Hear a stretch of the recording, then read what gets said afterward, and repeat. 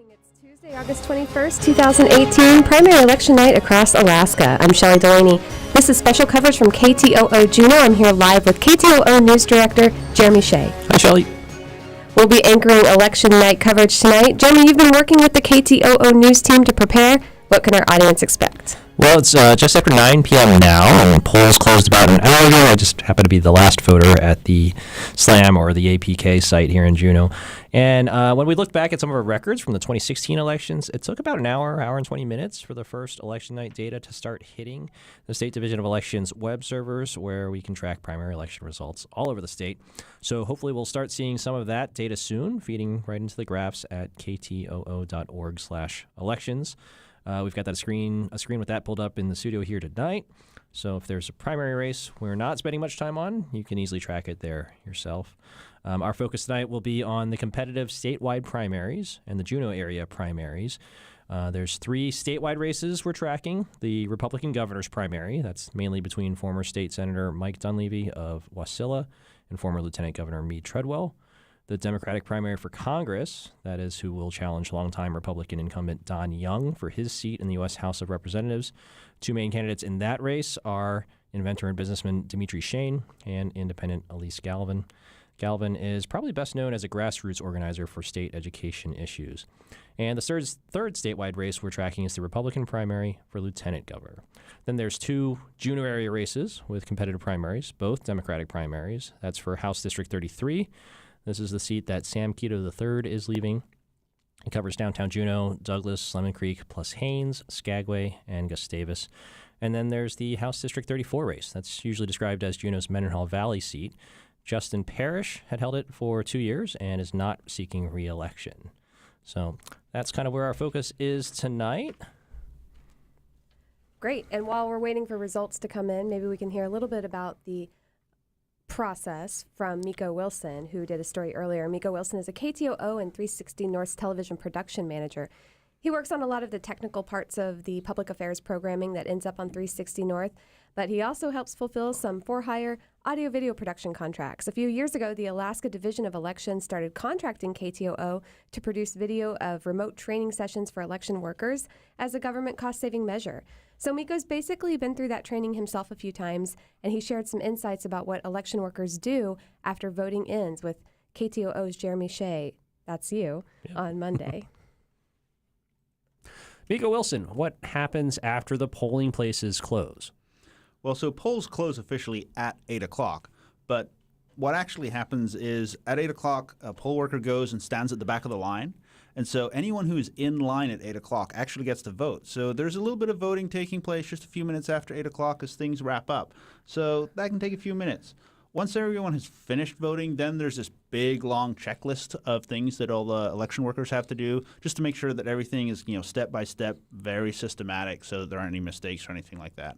And that's a lot of technical stuff. What's actually on that checklist? A lot of it is really just paperwork and accountability. They've got to make sure that they keep track of how many ballots were given out, how many came in, that there aren't missing ballots or extra ballots or things like that. And then all the counting that takes place is almost done twice, really. Okay. So we've seen all those chunky machines that sort of eat our ballots when we vote. How do those machines work, and how does that data in those machines actually go somewhere? So the big box you normally see in a lot of polling places is an optical scan machine. And it's kind of like those Scantron tests you take in high school where you're filling in the bubble, and that machine is actually counting your ballot as you feed it in, and then the ballots are just stored in the box underneath that machine. The electronic voting machines that you use with a touchscreen, they're a little different because they're accessible. There's a federal law that requires every polling place in the nation to have an accessible voting machine, so you can listen to your ballot as an audio ballot. In Alaska, it actually is making a printout as you're voting as well, so it's keeping track on its memory card, but it's also making a paper copy as you go. So we start with a paper ballot. It gets, kind of slurped into the machine, theoretically in most cases. It reads those little bubbles on there that we filled in and tallies things digitally. But then there's also a physical paper thing coming out again? Absolutely. Yes. Okay. Yes, there is. Every step of the way, there's a paper record made. So your paper ballot that you made, the machine is just counting them for you so that they're counted faster at the end of the night. Okay. In a smaller precinct, they do a hand count where they just take that paper ballot and they physically count them and keep a tally on paper of Okay. that. Okay. And the same thing with the electronic machine. It's keeping track with the touchscreen, but it's printing it out as you go. But those paper printouts at that point, those are backups, or those are the thing the election workers are going right to after the machine has done its digital tallying?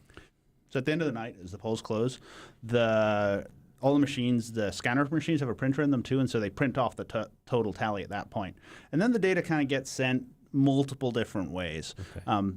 All that accounting that's going on, they're writing those numbers down, so you kind of have a copy right there of where these different things went.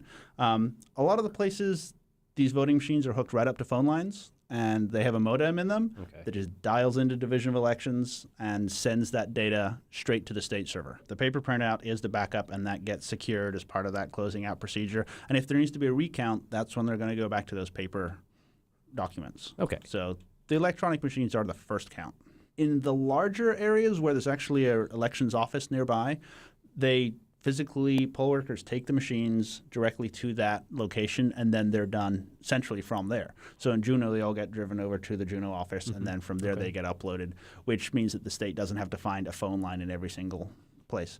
In more of the remote places, all the hand count precincts, they actually literally pick up a phone and call. So once they've done their hand count and documented it all, they pick up the phone, they call someone at Division of Elections, and then that gets manually entered. And so that's, of course, a lot of reading back numbers to make sure that there aren't any mistakes along the way. Okay. So 3 different routes to get the information collated in one place. How long does all this take?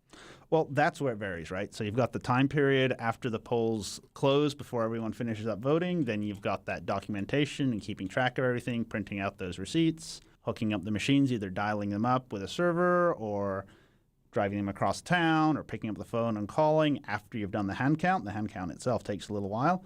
And so it's really hard to tell. That can go from a few tens of minutes up to quite a few hours in some cases. Okay. But eventually they're published. Right. Yep. They are eventually published. And what's happening there is the state system that totals all these tallies up, it's not connected to the internet. And so there's a manual step there where Division of Elections workers are actually taking those, they're kind of querying that database and saying, okay, give me a snapshot right now. What's the situation? And then they get that, they check it, they do a couple of, physical look at it. Does this make sense? No problems. And so they're kind of preparing a report, and then that report is what gets uploaded out to the internet, and we all see it as election returns. And that's just the over and over and over again process that intentionally has some manual steps in it. The state is putting a priority on being right rather than being fast, and so that's why these delays are in there. There would be faster ways, of course, in this modern world of getting instantaneous data, but they want to make sure they get it right, which is why it's taking that time it does. And for the rest of us, we just have to wait. That's KTOO and 360 North's Miko Wilson. Thanks, Miko. Well, that was super interesting. I learned some stuff I didn't know about the polls process. Yeah, I was actually that person in line a little while ago who got there probably like a minute or two before 8 o'clock, and they said, "Oh, you're here before 8 o'clock. You're in line. You can vote." And they were cleaning up as I was casting my ballot. Well, we don't have any election returns yet, but we do have some guests coming in to join us in the studio by phone and live. Jeremy, you want to tell them about that? Yeah, so I got off the phone a little while ago with Dennis Egan. He's, of course, the outgoing state senator for Senate District Q, which is the Juneau area, our 2 House districts combined. So we'll be giving him a call in a few minutes here and, chewing the fat with him a little bit. And then Kathy Munoz, former representative from who represented Mendenhall Valley, Republican legislator, will be joining us around 9:30 live in studio. So if you have some questions, you can hit us up on Twitter, and we can maybe pass them along to our guests. Right. You can listen to us on ktoo.org. You can also watch our live stream, and we're on Facebook Live as well. Yeah. And the do it radios, all. 104.3, good old 104.3. Right. So, of course, one of the main races that everyone's tracking this cycle is who's going to be the next governor. It's a pretty unusual situation here. And, I prepped a bunch of these primers with different experts within our newsroom. So here's one with Andrew I think you're going to set up, Shelley. Yep. KTOO and Alaska Public Media reporter Andrew Kitchenman covers the state government. He's been following the governor's race. Yesterday, Monday, Andrew helped prime Jeremy Shea about what to watch for in tonight. Andrew Kitchenman, let's start with the primaries for governor. What's competitive and what's not? there's really one competitive primary. It's on the Republican side, and we have 7 candidates.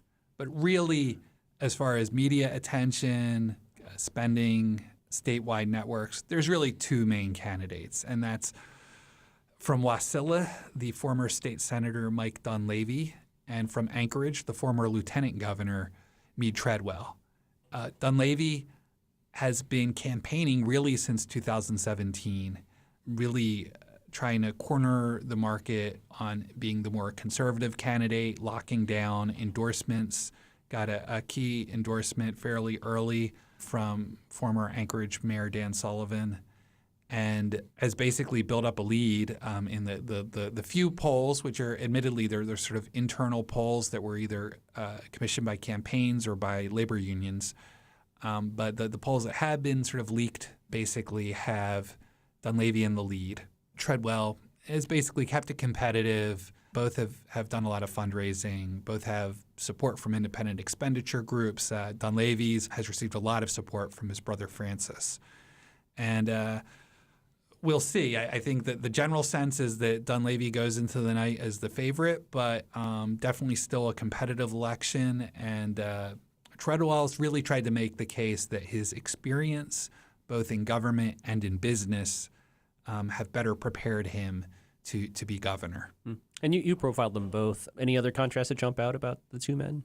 I would say Treadwell, when you talk with him, he talks constantly about his experience. He really knows about a lot of the policy issues facing the state, and he immediately starts telling you stories about his personal experience with the issue. He's dealt with Arctic issues.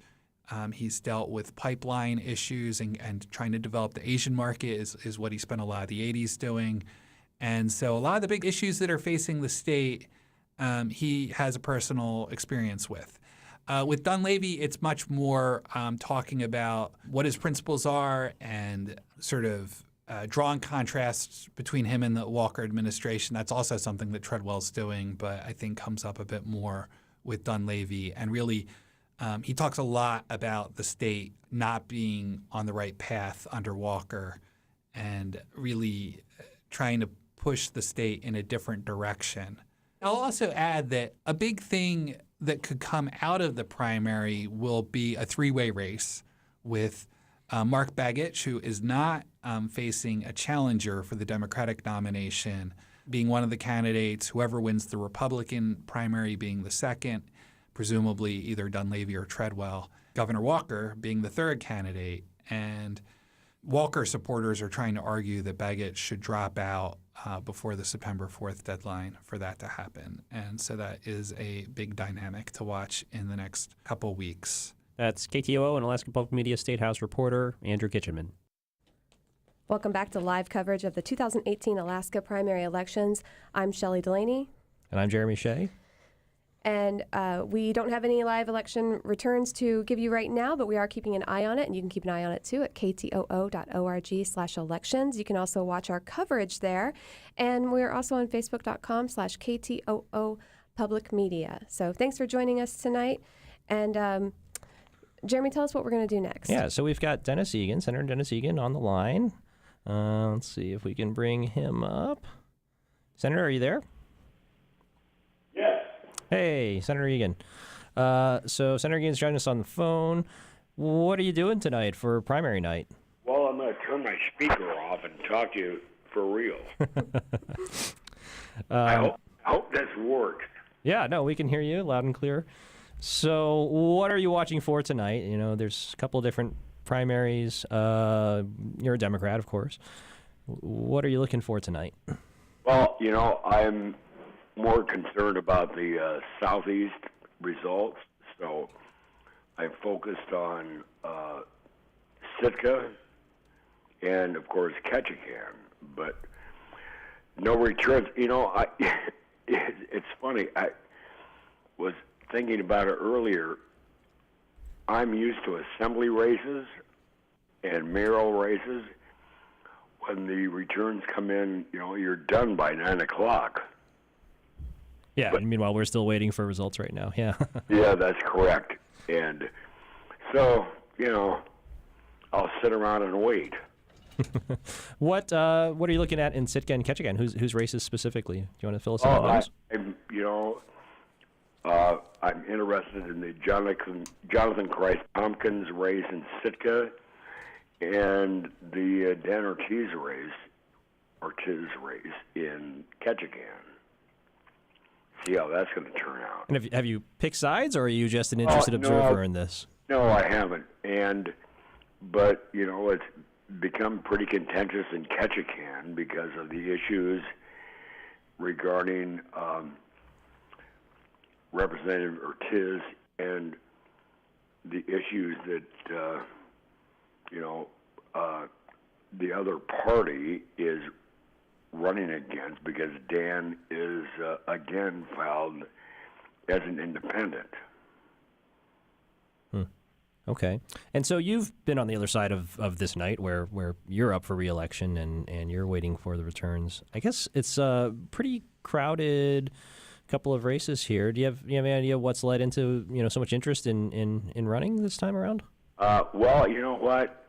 The really nice thing about it, Jeremy, is I can sit back and relax and worry about everybody else. I mean, planning commission, assembly, mayor, and then, of course, senator for 10 years. And, it's tough running and convincing the electorate to vote for you. And I feel for all the people that are running, people I am not voting for, and people that I voted for. I mean, it's a tough job.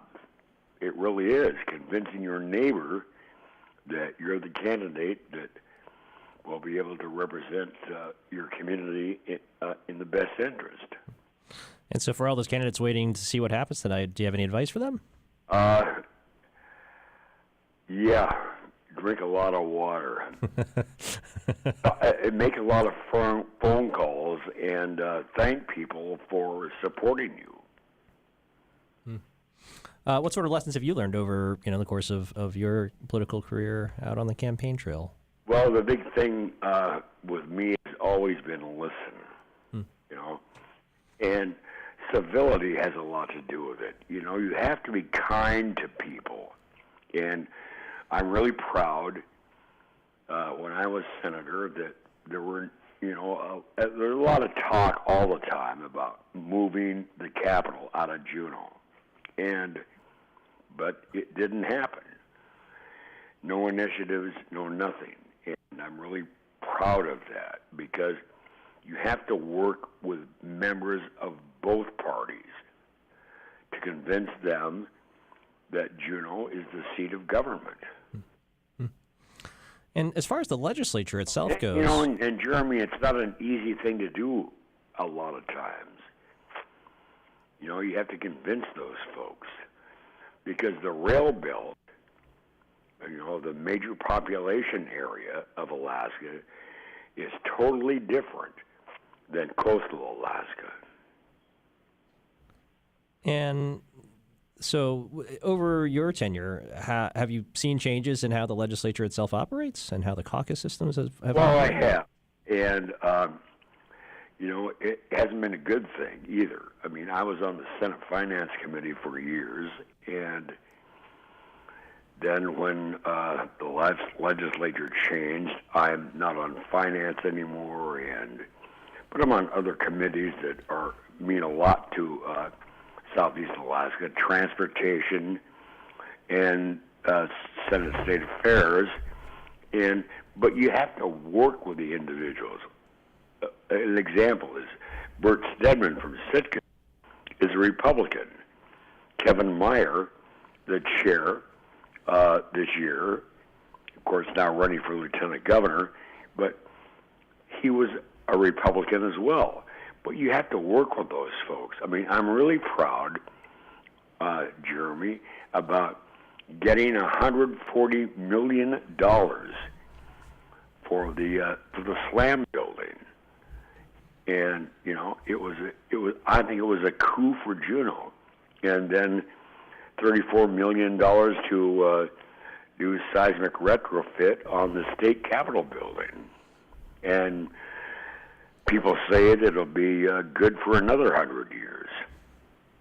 Okay.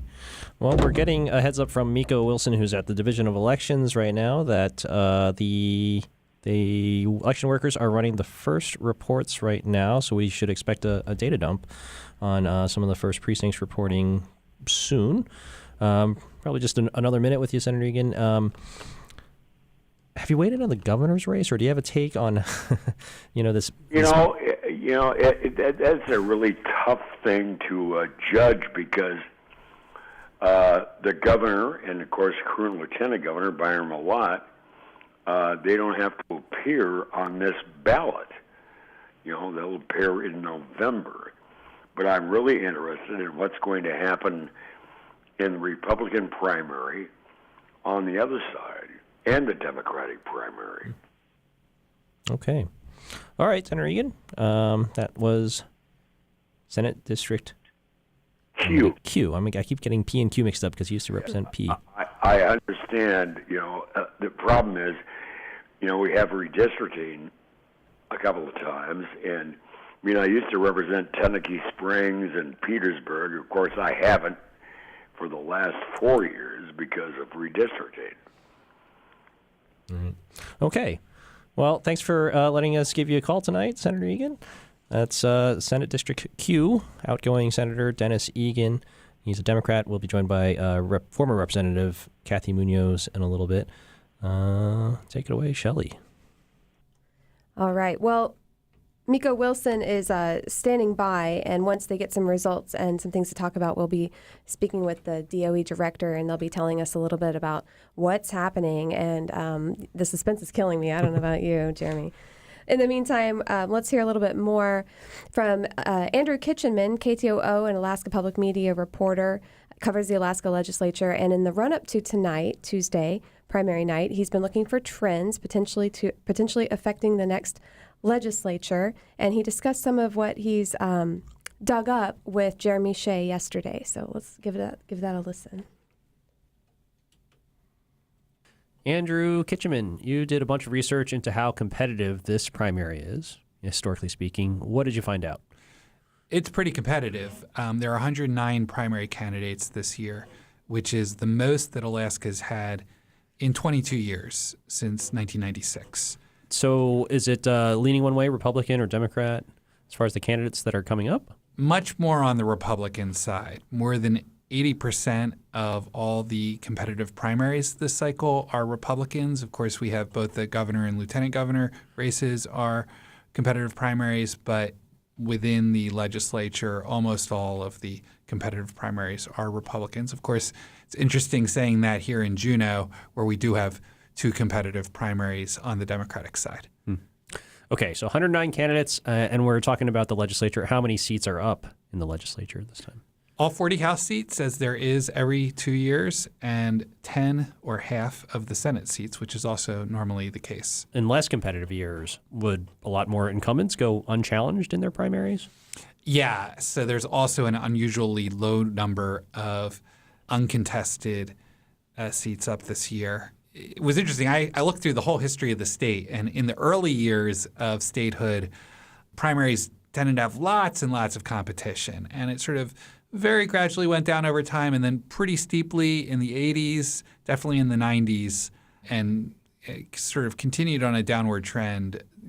I spoke with Tuckerman Babcock, who's the chairman of the Alaska Republican Party, as to why he thought it was that it was more competitive this year, and he gave a couple reasons. One is SB 91 and the desire to reverse the crime legislation that the state passed 2 years ago. Another is internal Republican Party differences over the permanent fund dividend and what's going on with that. But he also said that just the fact that there was a Democratic speaker for the first time in 24 years, Bryce Edgman, really makes Republicans want to take back the House. And that may have, encouraged some candidates who wanted to be a part of that.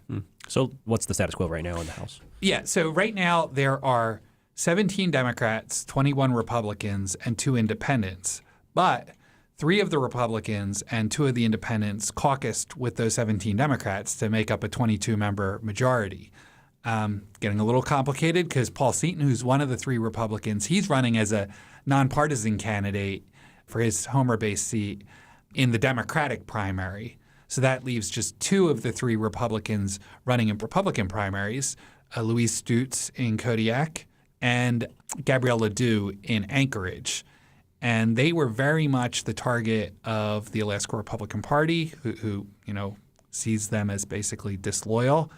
And in particular, in part perhaps because Ledoux is very well funded, they've really focused a lot of their attention on Stutz, where they see more of an opportunity. Stutz was just barely reelected 2 years ago, facing a independent who drew a lot of Republican support. They're definitely hoping that she is defeated. Okay, so those are 3 races you're probably looking at pretty closely this time? Yeah, and I'd say that there are 2 trends to look for tomorrow. On the one hand, there are candidates who are backed by the Republican Party who are facing Republicans who are backed by labor unions. Not that the Republican Party and labor unions are always at odds, but it does seem like there's a trend in this primary where there are a few of those, and they include Stutz and Ledoux. Separate from that whole trend, there's also a trend of a very conservative lawmaker, David Eastman, supporting the defeat of a few incumbents, and that includes the minority leader, Sharice Millett. He's backed her opponent, Josh Revak. He's also opposing Lance Pruitt, who's the kind of ranking Republican on House Finance Committee, and Delana Johnson, who, along with Eastman, is one of the 6 Republicans representing the Mat-Su Valley. And he's also opposing Chris Birch, who's trying to move up from the House to the Senate in South Anchorage. So some of the Republican incumbents or aspiring Republican senators being challenged from the right, huh? Yes, yeah, and that's an interesting dynamic. Kind of, in a way, you could see those 2 trends as sort of besetting the mainstream Republican Party from both sides. Their fear is that some of the union-backed candidates will be open to caucusing with the current majority. Okay. Any other notable legislative races you're following? Anything on the Senate side? Yeah, on the Senate side, 2 big races to watch. In Eagle River, we have 2 House members trying to move up to the Senate. Laura Reinbold, formerly perhaps the most conservative House member, but seems to have been sort of displaced by Eastman. And she's facing Dan Sadler. In the Valley, the incumbent, Mike Shower, who was appointed by the governor, approved by the Senate majority, but then chose not to caucus with the majority. And he's being challenged by Walker's first pick for that seat, Randall Kowalski. And so those will both be interesting races to watch. And this is the seat that former Senator Mike Dunleavy vacated Yes. to pursue his run for governor. Yes. Okay. That was State House reporter Andrew Kitchenman. Thanks, Andrew. Thanks a lot, Jeremy. You're listening to KTOO Juneau, live coverage of the 2018 primary elections here in Alaska primary elections. And we have some returns to report. We're very excited. They just came in while we were listening to that interview with Andrew and Jeremy. Right. Yeah. So, these are partial returns, of course. And so of the races we're following, looking at the House District 33 Democratic primary, Sarah Hannon is holding a big lead in that right now with 36% of precincts reporting. Yeah, none of her opponents seem to be very close. There was the Democrat James Hart, who's from Haines, who is on the ballot, but had decided he would withdraw his campaign at a certain point, but it was too late to make the deadline to have his name come off the ballot.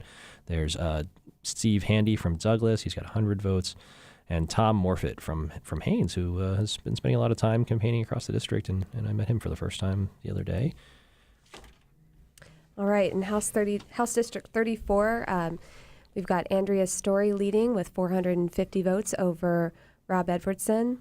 We're coming in at 111, and Jerry Nankervis has 320. He's the only Republican on this ballot, so that means he's running unopposed, right? Right, yeah, so he's, presumed to be the Republican Party's nominee for that House seat. And yeah, it looks like Andy Story is way ahead of Rob Edwardson in the Democratic's race there for the Mendenhall Valley seat.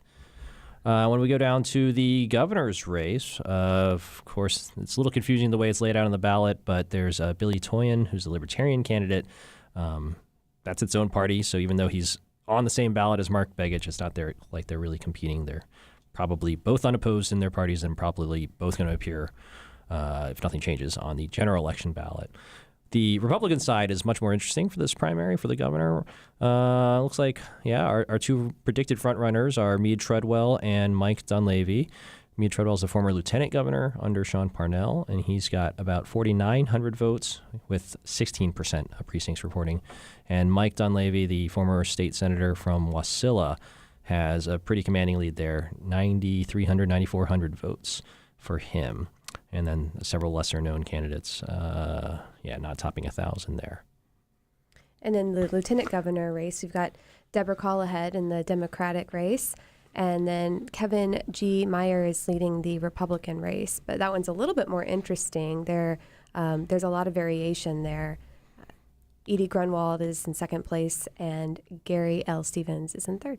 Yeah, so there's some former state, some current state legislators in that mix. Seems like a lot of state legislators try to run for lieutenant governor. It's kind of a funny position to run for. Lieutenant governor, of course, is next in line if something should befall the governor to step in and become governor. But other than that, not many, formal constitutional obligations, duties. They are the head of Division of Elections, and they protect the state seal as one of the other things. But it's strangely crowded race there. And for U.S. House, on the Republican side, it's not competitive. Against, of course, the incumbent, Don Young, is way out in front and presumably will win that nomination. This is with 17% of precincts reporting for U.S. Representative. The Democrat side is an interesting one. Elise Galvin is way ahead with about 4,700 votes. Next closest person is Dimitri Shane. That's that Anchorage businessman and inventor who is kind of a Bernie Sanders type Democrat and wants Medicaid for all, or Medicare for all? Oh, I might have mixed up, sorry. He's well behind Elise Galvin, so with about 2,100 votes. And again, that 17% of precincts reporting. And so the winner of the lieutenant governor's race, just going back to that, becomes the running mate for the governor, whoever wins that place on the ballot. Is that correct? That's correct, yeah. If you're a voter, this is just a general question. By party. By party, right. If you're a voter and you voted in the primary elections and you did not vote for a candidate, does it mean anything at all? They just don't get your vote? They just don't get your vote, yeah. It's, I believe it's a plurality in these. Oh, gosh, I should really reread the rules I didn't here. mean to stump you there, Jeremy. All right, you're listening to live coverage of the 2018 primary elections. I'm Shelley Delaney. And I'm Jeremy Shea. We're looking at some live returns here. We're waiting to hear from Miko Wilson. He's going to be calling in with the Division of Elections Director, Josie Banky, and they're going to tell us a little bit more about these results, what we're seeing. But yeah, we've got looks like 36% of House District 33 reporting with Sarah Hannon in the lead, and with 14% of precincts reporting in House District 34 for the Democratic race, we've got Andy Story for the Democratic ballot, and Jerry Nankervis for the Republican. Yeah. And while we're waiting, of course, you can go look at these if you're listening to us or watching us on the web. You can find these results yourself and skim through these graphs yourself at ktoo.org/elections. And there's also links to the full results if you want to take a look at those beyond just the races we're following. And if you want to watch our live streaming coverage, we're there on ktoo.org/elections and facebook.com/ktoo public media. And coming up shortly, we'll have an interview with Kathy Munoz. And again, we'll have that interview with Miko and Division of Elections Director Josie Banky. Yeah, let's take a quick break. I just saw Kathy Munoz walking in, and we'll get her lined up here. In the meantime, maybe we can just play some quick music here for a second. Yep, just a couple of seconds. We'll get situated. We'll be right back on KTOO Juneau.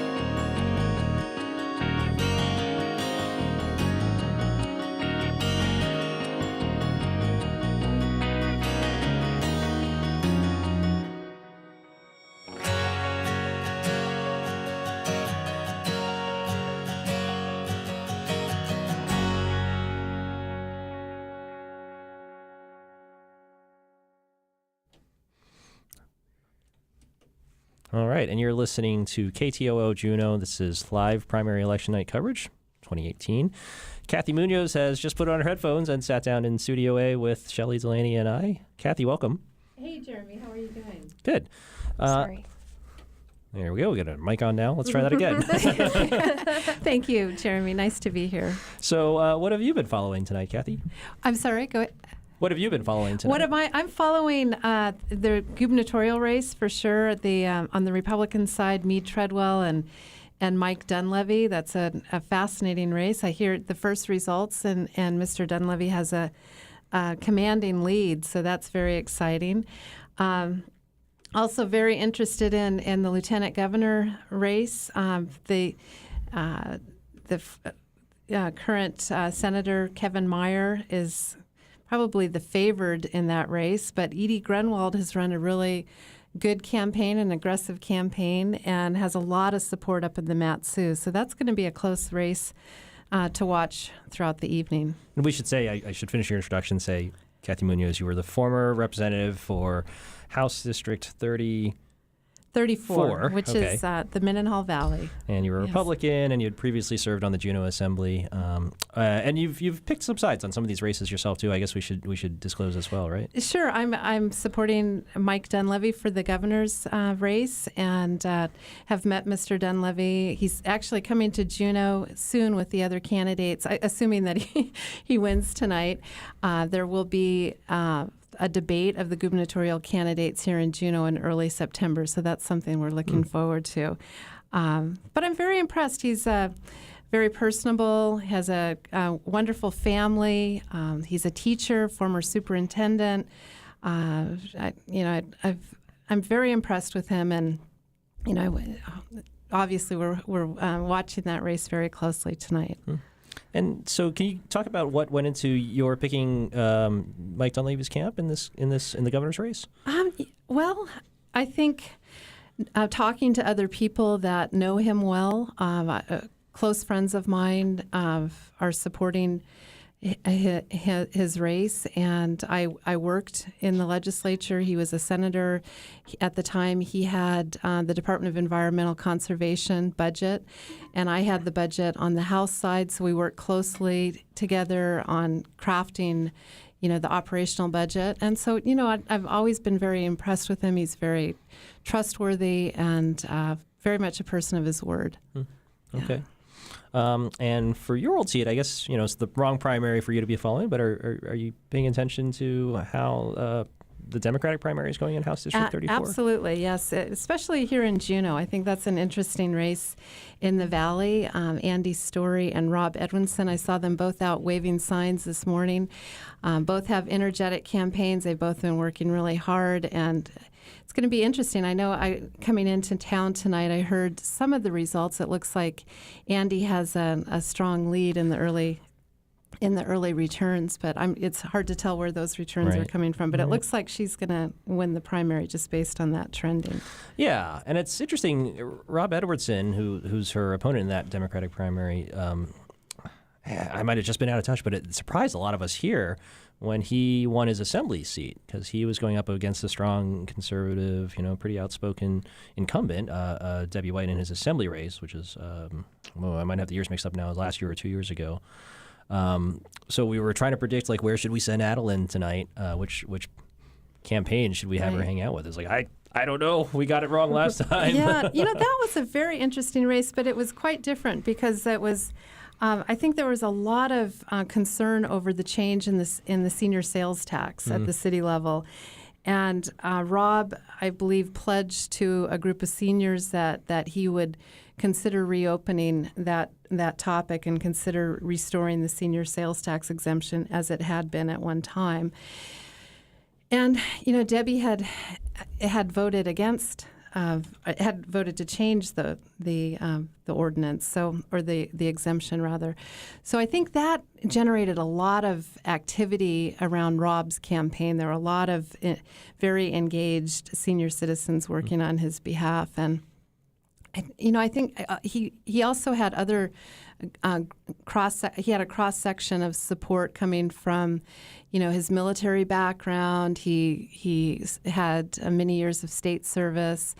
You know, he had a lot of support in the Tlingit community. So he drew a broad cross-section to his campaign. Okay. Yeah. It sounds like we've got Josie Banky. Sorry, Division of we're Elections not Director. quite ready for that. Oh. When we have that, we can take a little break and cut to them. But in the meantime, we can keep chatting with Kathy. Sure. Interesting Okay. stuff, and great to have you here. Yeah. Well, so I sat down with Adeline Baxter the other night, or earlier today, I guess. I'm getting my days mixed up now. And she kind of gave us a little primer on House District 34, your old race. Can we cue up that package? Yeah. Would you like to hear it? Yeah, sure. All right, here we go. First, why is the seat open? So Representative Parrish, after serving one term in the legislature, announced this spring that he was not going to run for re-election. He said he had found someone better for the job. And Rob Edwardson, his former chief of staff, was that person. So there's a Republican primary today and a Democratic primary with candidates in both. Who's running? In the Democratic primary, we have Andy Story, a longtime school board member here in Juneau. She is running as a Democrat. But also in that primary is Rob Edwardson, who's running as an independent. In the Republican primary, we have unopposed running Jerry Nankervis, who has been on the Assembly for several years and currently is the deputy mayor. Okay, so we've got three candidates. Two are current Juneau Assembly members. One is a current Juneau School Board member. So this will cause some shakeups in the municipal elected official scene after the general election shakes out, too? Yeah, I imagine so. It's going to be a very different assembly after October. And there are also two assembly members, as you know, who've dropped out to run for mayor. So it's going to be a very interesting season. But tonight, since the Republican primary is not competitive, you're mainly following the Democratic primary. So you profiled those two candidates, Rob Edwardson and Andy Story. Any takeaways from that? Any kind of key contrasts that jumped out between these two candidates to you? They're both interesting people in a lot of ways. They've both been working in the background for a lot of years. Edwardson has a really interesting resume, served in the Coast Guard for about 20 years and then worked for the Department of Natural Resources before deciding to run for the Assembly last year. So he's still pretty new to the political sphere in Juneau, despite working in the legislature as well. He says he hadn't really thought about running for the legislature until his former boss brought it up to him. And, you know, he's a very calm person, and his style is not, he's not super self-promotional. But at the same time, his resume kind of speaks for itself. He has a pretty broad depth of experience. And then at the same time, Andy Story, in a similar way, has been working in the background. She's been very active in education in Juneau and across the state. She founded Great Alaska Schools many years ago, and then even though she's not as active in that, she has taken up many causes for education funding in the state. She's been really involved in getting people to testify up at the legislature on that. And then in terms of the school board, she's really been involved all around town. She's also a former social worker herself, so she seems to have a pretty broad support in the Valley and her district based on the public events that I've seen her at, but in many ways is a political newcomer if you don't think of the school board as much as a political entity as the Assembly. Okay. And you went out and you visited some polling sites this morning, tried to talk to some voters. You get a sense, is it anything leaning one way or the other among who you happen to speak to? I didn't get too much of a sense. The people that I talked to were just mostly very happy with the snacks that were at the polling site. I was also in Douglas, so it was the District 33 election that people were voting in there. There was a fair amount of apathy about the governor's race. There were a couple people who were like, you know what, I didn't vote. I'm going to wait until November because they want to see what happens with Walker and Begich, and that really interested me. Okay. And so tonight, where are your candidates planning to be, and where do you plan to be tonight? Andy Story is going to be at her campaign headquarters in the Valley, right by Stafeway, and Rob Edwardson is planning to be at 60 Degree North down in the hangar. So I'm going to be splitting my time between the two of them. There's, going to be a lot going on, so we'll see where I end up. Okay. That's KTOO reporter Adeline Baxter. Thanks, Adeline. Thank you. Okay. So we've got Miko Wilson on the line. Miko, are you there? I am, yes. Okay. Miko, we can hear you. What are you calling in about? What's going on? Where are you? So I am down here at the State Division of Elections main office, and I'm here with Division Director Josie Banke. And we're just seeing those first results coming in, and we're expecting some more in a minute. What sort of things are we looking for as these first results come in? So the first round of results, in years past, we've waited till the end of the night or after Election Day to count our absentee and our early votes. So this first report that was just generated actually shows the opposite. We uploaded those results first, so folks on the report may see some precincts not reporting, but we'll be running another report here in a few minutes. So again, we wanted to get those uploaded early, and so we'll see what the next round brings. So some of those precincts, you can have an area where we have 0 precincts reporting but still have votes in from that precinct? Correct, and those would be absentee and early votes. Okay. And so as you go through the night, you're updating this information about every 10, 15 minutes or so? Is that about what you're going for? That's what we're shooting for, just to be consistent throughout the night with those uploads. Okay. And when the system says a precinct reporting, that means that we're starting to get some data from one of those precincts, right? Correct. And we've already started receiving more of those, so. We should be getting more data here in just a few minutes. Okay. And all right, great. Thank you much. So, Miko, so you're physically in the office with the election workers who are doing all this. Like, what's the scene like? What's the vibe? Well, it's kind of an interesting space. It's a regular office space with cubicles, and then some rooms that are kind of behind some closed doors. And there's a lot of folks spending a lot of time waiting and watching screens, and then there's a flurry of activity as the results get moved from one system to another. There's a fair amount of phone calls going on, just as all these different precincts and elections offices around the state report in, check in, work out any kinks. Sounds like there isn't really anything major that's an issue. A lot of folks just want to know that, hey, did those results we sent in actually get into the office? Uh-huh. Okay. Anything else you want to add before we wrap up?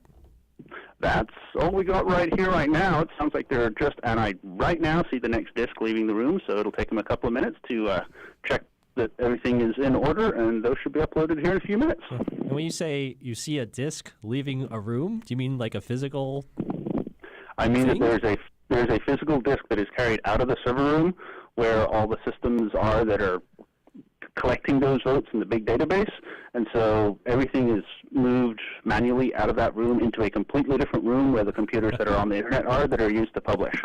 Okay, you can't see it, but I've got a big nerd squee smile on my face. All right, thank you. That's Miko Wilson with KTOO and 360 North down at Division of Elections office, and he was speaking with Division of Elections Director Josie Banke back here in Studio A at KTOO. I'm here with Shelley Delaney. I'm Jeremy Shea, and Kathy Munoz is still in the studio with us. Kathy's the former representative from House District 34. We were talking during one of the breaks here that you've noticed there's a lot of potential for a lot of turnover in the legislature this cycle. What are you seeing? Well, many of the legislators are retiring. I think somewhere recently I read that almost a quarter of the legislature will be new in this after the November elections. That's very interesting because it was a similar trend in 2016. There was a big change in the incumbency. I think there were a lot of factors. SB 91. I think people were frustrated with the permanent fund situation, budget. It caused a lot of angst in the electorate, and there was a lot of change. A lot of incumbents were not reelected. And so here, coming into this race, I think it's going to be very interesting to see what the impact of those races where there are open seats, where people are retiring, what the impact will have on the new organization in the House. More than likely, it will be a combination of Republicans and Democrats again, not necessarily the same leadership team as we currently have, but more than likely it will be a combination, a coalition of Republicans and probably bringing in rural Democrats again, and it's going to be different. It's going to have a new face. A lot of new legislators this year, but it definitely, I believe, will be a bipartisan group in the House again. And I should say, Kathy Munoz, you've got a pretty good crystal ball for this. I'm remembering a debate we were participating in, I think it was 2 years ago, where the question came about who do you think the next House Speaker will be? And people had their kind of stock answers, and then you said Bryce Edgman, and you were right. Yeah, and Bryce is a close friend of mine, and I think he had a tremendous amount of support within on both sides, both Republican and Democrat. It was an unusual organization, let's say. It's had a lot of criticism, I think, because of the length of that first session. But I know that Bryce's intentions are very good, and I think he's done the best he could with given that the hand that he was presented. However, I do think that we will see a change in the leadership this year. It'll look different. Now it will be, like I said, a combination again of Democrats and Republicans. Okay. And Andrew Kitcheman, our State House reporter earlier, had kind of flagged a couple of trends he's seeing in this campaign cycle, specifically for the primary. He noticed some kind of moderate Republicans in the legislature being primaried, or more conservative Republicans attempting to primary incumbents from the right. I'm just curious if you've seen that, or if that ever came up in your time in office. No, not that I can recall, but I know the individual you're speaking of, and it's not really the best way to develop good working relationships with your colleagues, I think, I think we're speaking of the same individual, Mr. Eastman. Right, David Eastman. Right, David Eastman. And, that will affect, I think, his ability to represent his constituents well in the next organization. I don't see him in any position of leadership or, taking a prominent role in the caucus, even if it tended more conservative. So anyway, that's just a comment, but we'll see. It'll be very interesting, though. There are a number of races in the Anchorage area that Mr. Eastman and others have gotten involved in, endorsing the more conservative of the two. I think that one of the most interesting is the Sharice Millett race. Right. Sharice is running against a person of stellar military background and very well liked in the community, Joshua Revak. That I hear is a really close race, and that. So I don't know if we have any numbers yet, but that's going to be one that's going to be very interesting to watch. Let's see. The Jim Culver, George Rauscher race is another one that's going to be very interesting. That's up in the Mat-Su area. Jim was actually a former legislator. He served 1 or 2 terms and then was defeated in 2016 by George Rauscher.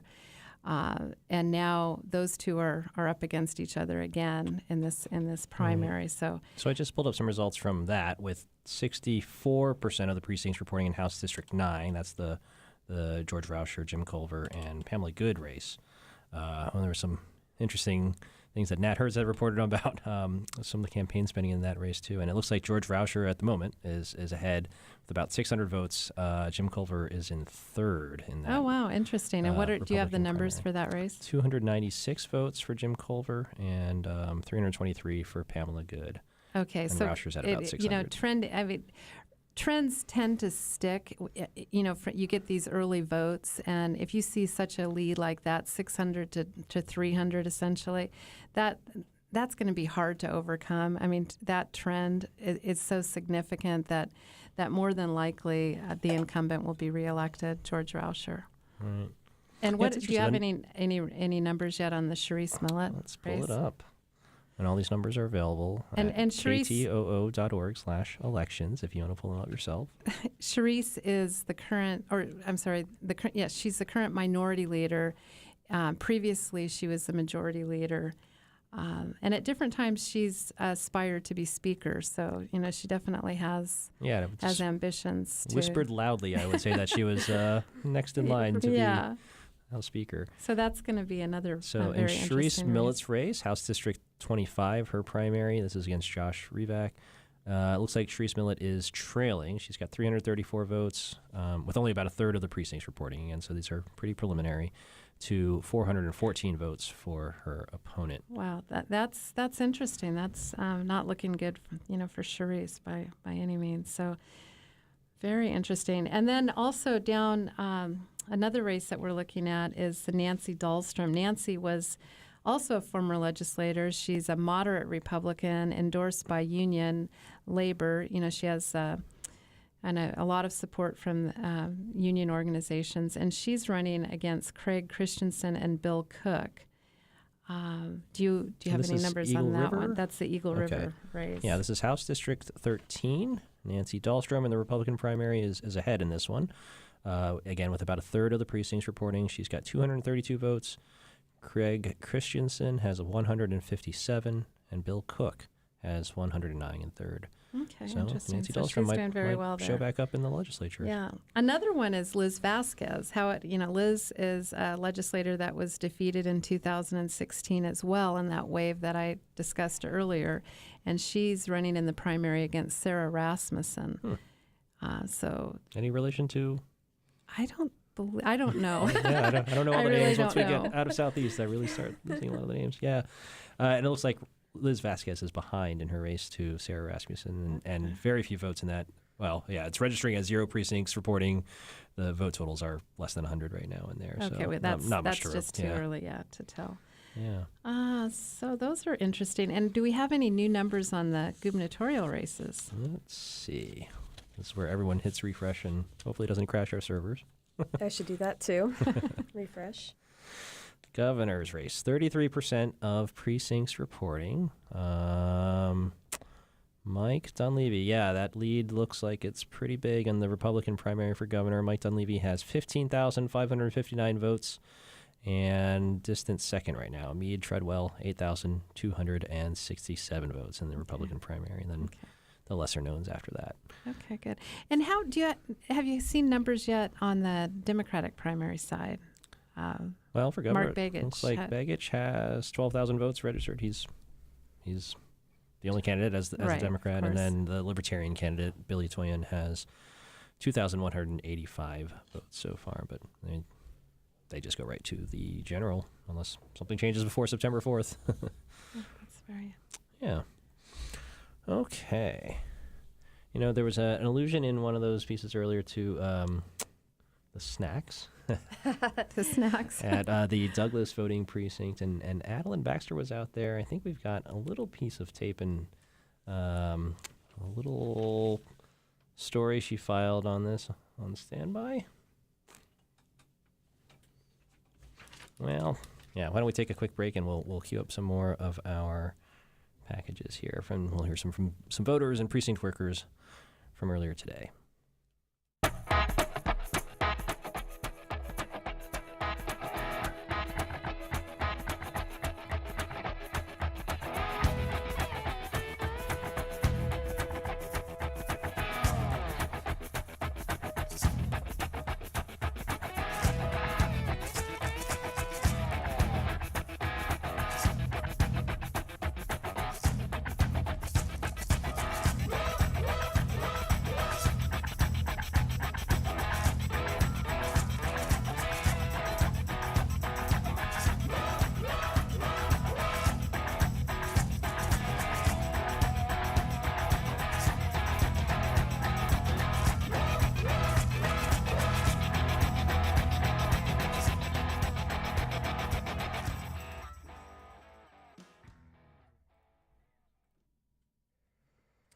All right, so some of our reporters have been out at the polls today checking in with voters. Adeline Baxter filed this snapshot from the Douglas Library where voters left happy. Voting in Douglas is great. You get brownies when you vote, so there's a motivation to get out and vote. So it was a pleasure to do it. My name is Laura, and this is my son Buster, and this is my daughter Bessa. We're voting and then heading off to work. And I told them that this is a privilege and that this is the best voting place in the world. Douglas is, and I just love the ladies in there. So my name is Stuart Slider. I'm precinct chairperson. I've been working elections for over 20 years. We have kind of a buffet for them. Little enticement, a little reward. We've had, one or two dribble in, so it's been fairly steady, but slow steady. In fact, I have kind of a cute story, I think, because one of our regular voters called the Region 1 election office to let them know that they had voted early so that they could tell us here at the precinct so we wouldn't worry. And we probably would have, because she is a regular voter, so.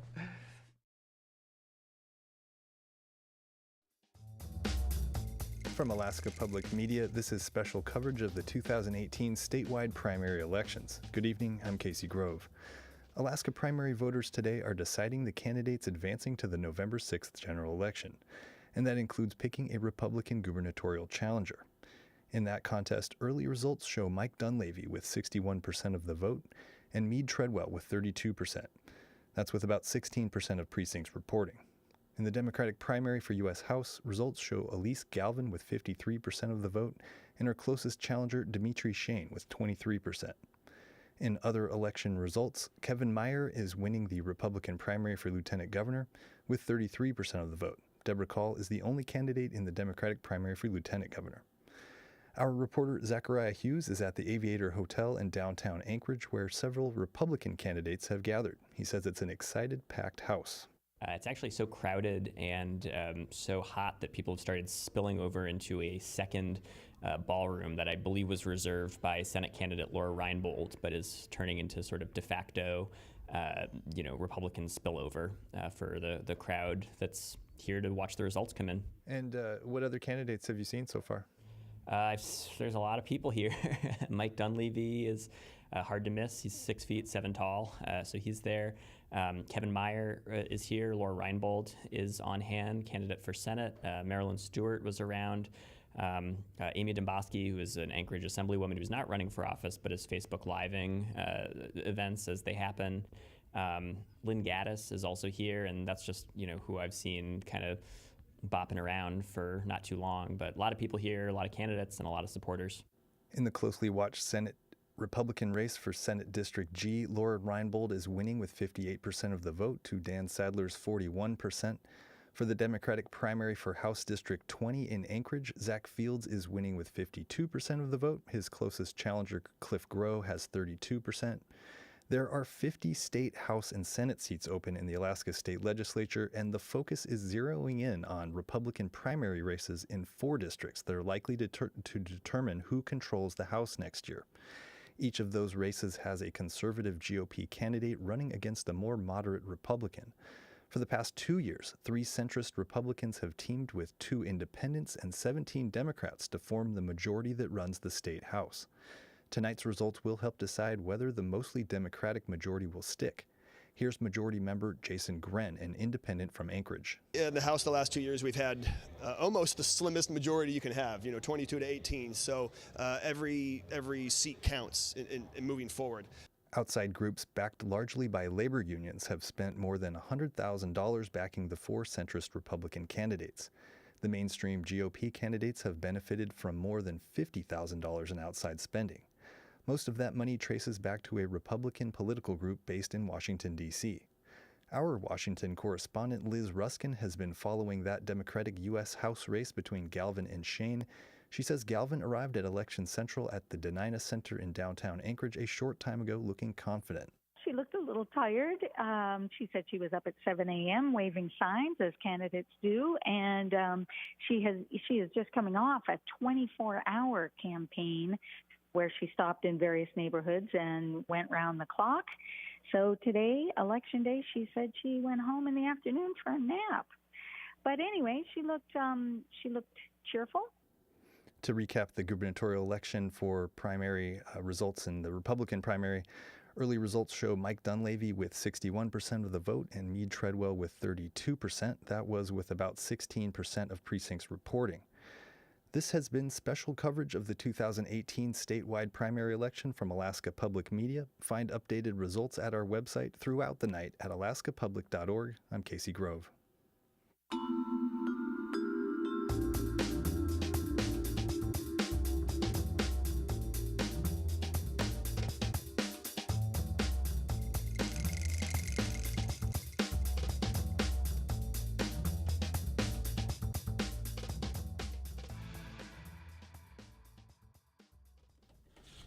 Okay. It's primary election night in Alaska. You're listening to KTOO Juneau. I'm Jeremy Shea in Studio A with Shelley Delaney and Kathy Munoz, who's been very gracious with her time and Thank you, Jeremy. coming in and educating us. Do you have any parting words of wisdom for the candidates that are waiting for Well, results? The results come in a lot quicker than they used to. When I was growing up, my father was involved in politics, and we used to sit around the radio and listen to the returns all night long. And sometimes we wouldn't get the result until the wee hours of the morning. So anyway, it's much different today. Yeah. Well, thanks for joining us, Kathy. Thank you. This is former State Representative Kathy Munoz on her way out of the studio. Thank and you, Shelley. Thanks. You're welcome. Thanks for being with us. All right. And we've got Jake Steinberg on the line, who's at where are you, Jake? We were having a hard time describing where you actually are. So I'm in the. Can you hear me, Jeremy? Yeah, we can hear you. All right, great. So I'm in what's called the Assembly Building. Now I know what you're thinking. That's not City Hall. This is the old Assembly Building. It is a place where the Democratic candidates have an office here. This is where Jesse Keel has his office for his campaign for state senate. And I'm here right now with candidate for State House District 33, Sarah Hannon. Okay, so I hope you're handing the phone to Sarah. Miss Hannon, are you He there? is. Hello. I am. Hello. So I imagine you've been following results. What do you have to say so far? Well, goodness cheese. Thank you to all the voters who turned out on the primary day that we were unsure if it would have a big turnout or not. And especially to our outlying communities of the district, Gustavus and Skagway and Haines, and a couple voters out in Excursion Inlet. Hope that we see their tallies pretty soon. Haven't been able to quite tell if those districts are in or precincts are in yet. But, okay. I hope that's not premature, but it's looking pretty good for you in the Democratic primary for House District 33. it is. I'm feeling pretty good about it right now. So right now, according to our elections widget, we have 56% of precincts reporting in House District 33. And in your primary, you have 824 votes. Next closest candidate is Tom Morfitt, the Haines candidate and former newspaperman and assemblyman up there. He's got 247 votes. Okay, but we don't know if Haines is reported in. That's so true. I'm expecting him to do really well in Haines. Right. Okay, so you're not calling it yet, not waiting for a concession call or I'm anything not yet. calling it, but I'm feeling pretty confident. Yeah. Okay. Yeah. And what have you guys been doing at the headquarters tonight? We've been staring at digital devices, looking for results, all going, when does it come in? When does it come in? It's a pretty, in the modern world, we each look at our own devices as opposed to those days when there was the big readout board and everybody's scrambling around trying to write down numbers. So, just trying to figure out where things are falling across the state. We're paying attention to District 34, even though Andy's all the way out in the valley, way far away across Juneau Town.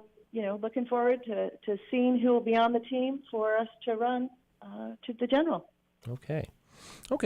And, there's a lot of opinions floating around out there on the governor's race and what Democrats and independents and moderate Republicans should be doing as far as the Begich, Walker, and Republican TBD situation. Have you picked a side on that, or do you have any thoughts on that? No, I'm not. One of the things, as a new candidate, as a freshman politician, one of the words of the wise that I got at an early training and see it repeated many things is worry about your own race. Right. And I got plenty to do to worry about my race. And it's a common thing. People want to know, what do I speculate about the gubernatorial race? And there are fine paid politicians, pollsters, and highly paid advisors who could give you a much better informed opinion about that than I can. Okay. Any other parting words before we let you go, Sarah? No, looking forward to continuing to talk to people across this district, which is a really diverse district, and making sure that issues of concerns to all kinds of Alaskans get talked about on the road to the general election. Okay. It looks like we just got another dump of data, and Yep, Tom Morfitt did make up a little bit of ground, but yeah, you've still got a pretty big lead in House District 33. Now, in House District 33, there's 73% of precincts reporting. Sarah Hannon with 1,400 votes. Second place, Tom Morfitt with 351. Third place, Steve Handy with 342. And we've got an election to call for House District 34, the Democratic primary there. If our widget's correct, it says 100% of precincts are reporting there. Andy Story appears to be the winner of the Democratic primary for House District 34. This is the longtime school board member here locally, well known on education issues. And her opponent in the Democratic primary, Rob Edwardson, is the former chief of staff to Representative Justin Parrish, who's the outgoing representative there, and current Assembly member with the Juneau Assembly with 471 votes, a distant second. Okay. All right. Well, we still have Sarah on the line, but Sarah, thanks very much for talking with us, and we'll let you get back to watching those devices for the next update. Okay. All right. Thank you, and thank you guys for being the free press in America, because you are a vital part of democracy. So thank you for doing your jobs and being out there, even in a world that isn't always appreciative. We certainly are here in this community. Well, thank you very much, Sarah, and good night. All right. So KTOO reporter Jacob Resnick profiled two of the candidates in the competitive Democratic primary for House District 33, which is we still got some precincts out on that, so it's not a done deal. But that's the seat that Sam Keto III is vacating, covers downtown Juneau, Douglas, Haines, Skagway, and Gustavus. So Jeremy Shea and Jacob Resnick discussed this race last Friday. Let's hear it. Let's start with the ballot itself. Who's actually on the Democratic primary ballot this time? Well, it's a pretty crowded primary. I have to count on my fingers to figure this out. Let's see. We had Sarah Hannon, Steve Handy, Tom Morfitt, James Hart. His name's on the ballot, but he's actually withdrawn, although he didn't endorse anyone. So that's 4 right there. And I would say Sarah Hannon was the clear front runner as far as fundraising and activity. There weren't a lot of public events or rallies, that kind of thing. It was mostly just candidates, knocking on doors, going to the Southeast State Fair in Haines, things like that. I think there was a recognition that they're going to be facing a pretty strong candidate in the general, and so candidates on all sides, whoever was to be the victor, wanted to save some of their firepower for that. So you profiled Hannon and Handy. Any quick takeaways on Steve Handy? Yeah, Steve Handy, he's a newcomer. I mean, this is the first time he's ever run for political office. He had worked at the Capitol 1 year as an intern and 1 year as a legislative staffer for Louise Stutz, a Republican from Kodiak. He had started law school, but then kind of changed directions. He saw that Representative Keto's decision not to run was an opportunity because he wouldn't have to face an incumbent. That was his reasoning for jumping in. But he seems like a kind of guy who gets just really excited about the intricacies of public policy and wanted to get into that. But other than that, I think he knows he's kind of a long shot. I mean, hadn't done a lot of fundraising, not a very visible campaign. I mean, there are some signs around. He did go to the fair in Haines, but a very affable and very positive guy. He's kept it very positive, as all the candidates have. And so your impression of those candidates was that Sarah Hannon was the most visible and the most out there? She's definitely put herself out the most. She's done a lot of canvassing, door to door. A lot more signs have gone up. She's done a lot more fundraising, and she's also a little bit more rooted in Juneau. She was a school teacher here for a couple decades, and before that had worked for Fran Ulmer's campaign and did a lot of civic work. So I think she's got a bit of a deeper Rolodex than Steve Handy. I should say I met Tom Morfitt briefly the other day. That's the candidate from Haines when he was campaigning in Juneau.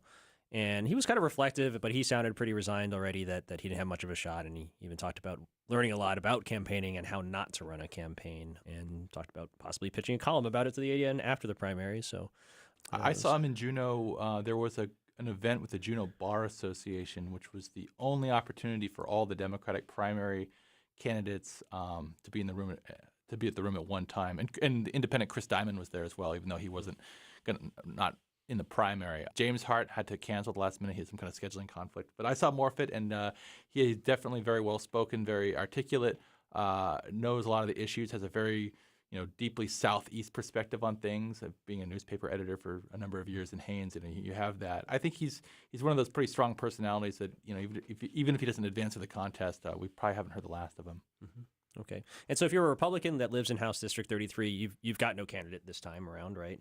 And this district's been pretty reliably blue.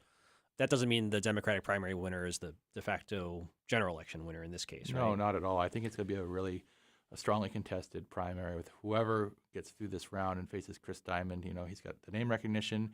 He's got a lot of building unions, carpenter union support. He's very tied to the pro-development kind of center-right of Southeast Alaska, and I think he's going to have a lot of grassroots support that way. That said, the traditional more, building trades, build the road to Katsahine River or Skagway or wherever, a lot of those voters really are in the Mendenhall Valley, which isn't part of that district. This district is really downtown Juneau, downtown Douglas, Gustavus, bits of Lemon Creek, and Haines, which itself is pretty mixed. So I think that when they come down issues to issues, Chris Diamond's really strong fundraising and really strong organizational support, coupled with Sarah Hannon, really strong grip on some local issues that really resonate with this specific district, it's going to be a really competitive race. Okay. That was KTO's outgoing reporter, Jacob Resnick, but incoming Coastal Alaska News Director, Jacob Resnick. You're listening to KTOO Juneau. Welcome back to live coverage of the 2018 Alaska primary elections. I'm Shelley Delaney. And I'm Jeremy Shea. And we've got Andrew Kitchenman in the studio, and he's going to give us an update on some breaking news. Hi. Hi, Andrew. Hi, Shelley. Hi, Jeremy.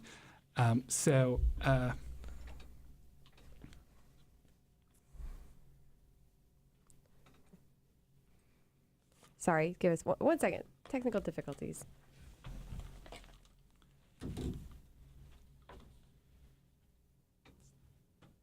You're on. Okay.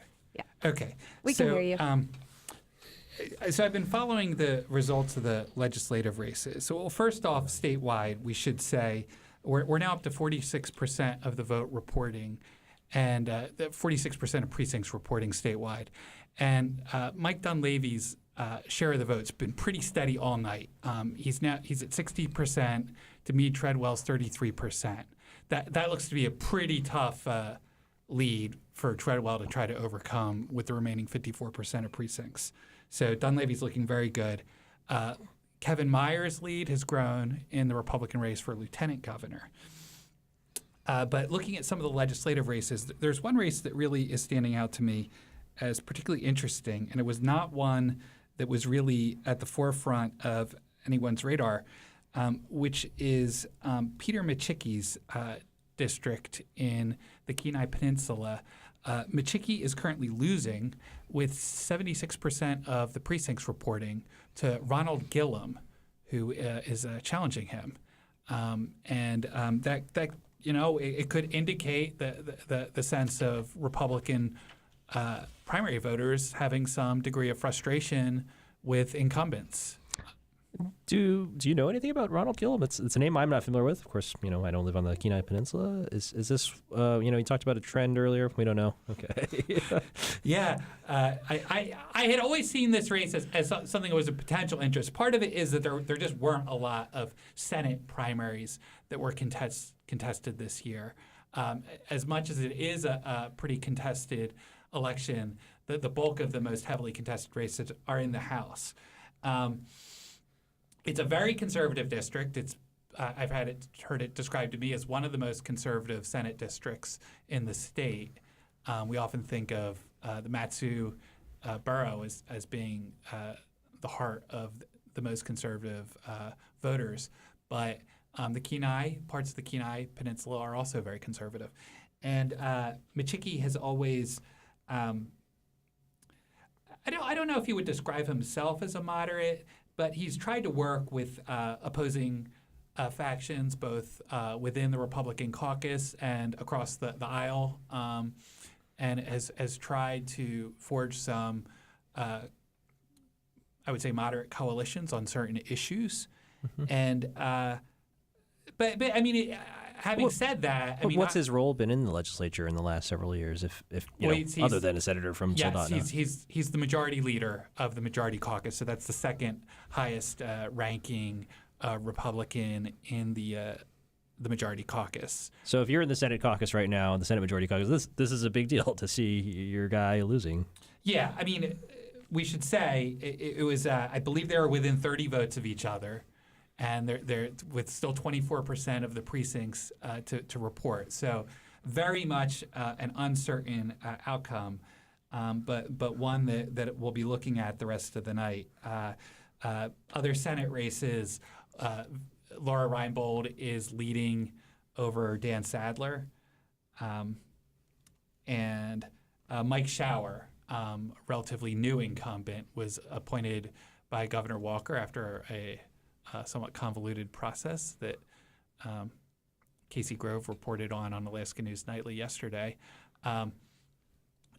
Mike Shower has a pretty solid lead over Randall Kowalski for the Republican nomination for that district, District E in Matsu. Right. And the numbers right now in that race, Senate District E, it's about 2-1. Michael Shower ahead of Randall Kowalski with 2/3 of the precincts reporting in that primary, Republican primary. Yes. Yeah. There was a race that former Representative Munoz just mentioned that I also wanted to highlight, which is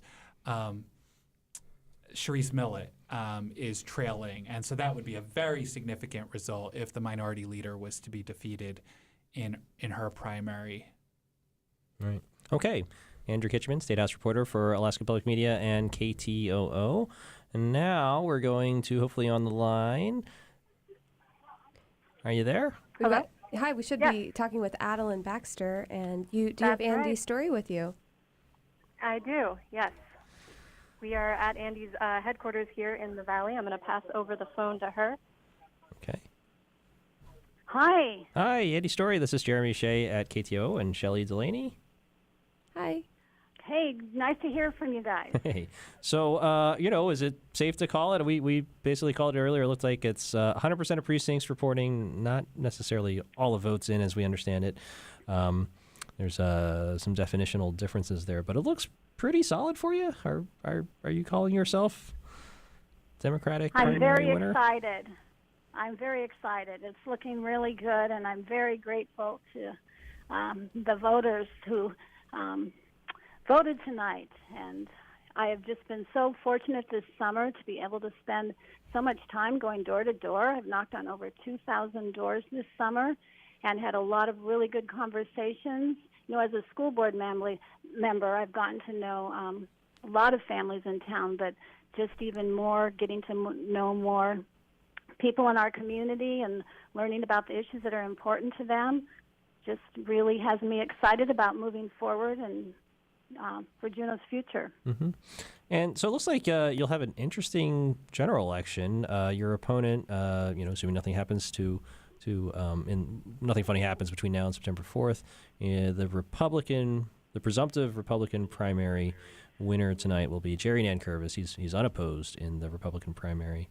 From what I know about you two, it seems like it'd be setting up a lot of contrast, but bright lines for voters to decide between. What do you think going into that? Well, right now, I can tell you that I'm just really looking forward to working with and getting to know the concerns of everyone in Juneau. And there's just so much to what I would say, so many good things that we have going for ourselves in challenging times. And I think that we will just have a lot of good conversations, and that's really important right now because that's going to be setting up issues that I feel are really important and that Juneau values. And I can think of nothing better than just being more in touch with what's going on, because that's what's going to shape our future. Mm-hmm. Because when we talk about, like, one of my priorities is working on setting up a fiscal plan for the state, and really our budget is we're resourcing our mission of what we want to see. And so I'm really interested in talking about issues and values and with residents here. And so I really appreciate everyone's support. Okay. And so you said you knocked on over 2,000 doors while you were campaigning. What Well, are I some would of the... have to say some of my with some of my workers too. Okay. Going door to door, but yeah, it's What- amazing. What were some of the recurring issues you heard from potential future constituents in the Mendenhall Valley? Well, certainly it's been about public safety. That's been one of the number one things that we've been hearing about. People want to really feel safe in their neighborhoods. Okay. I guess that leads to Senate Bill 91, the Yes. big package of criminal justice reforms, one side might say, another side might say it was softening of criminal justice penalties and processes. Have you staked out a position on what should be done with that bill? One thing I think people have to think about is a lot of thought went into that bill. Senator Coghill and many others really looked at how much we're spending on our prisons and looked at reforms. And what happened, in many ways, people feel that there wasn't the adequate funding for pretrial monitoring and for drug abuse rehabilitation. And so they have funded that in this last session. And so people are wanting to give that a chance to work. And we have to be looking at programs that have been working, such as Housing First. And we have to be looking at having places for people who have gone out for addiction treatment when they come back to Juneau, that there's places where they can go to and hang out with people who want to stay clean. So we have to be looking at setting up support services. And with that $12 million of funding, I'm not sure how much Juneau will get, but I think that we have to be looking at, were these interventions and funding, are they going to be making a difference?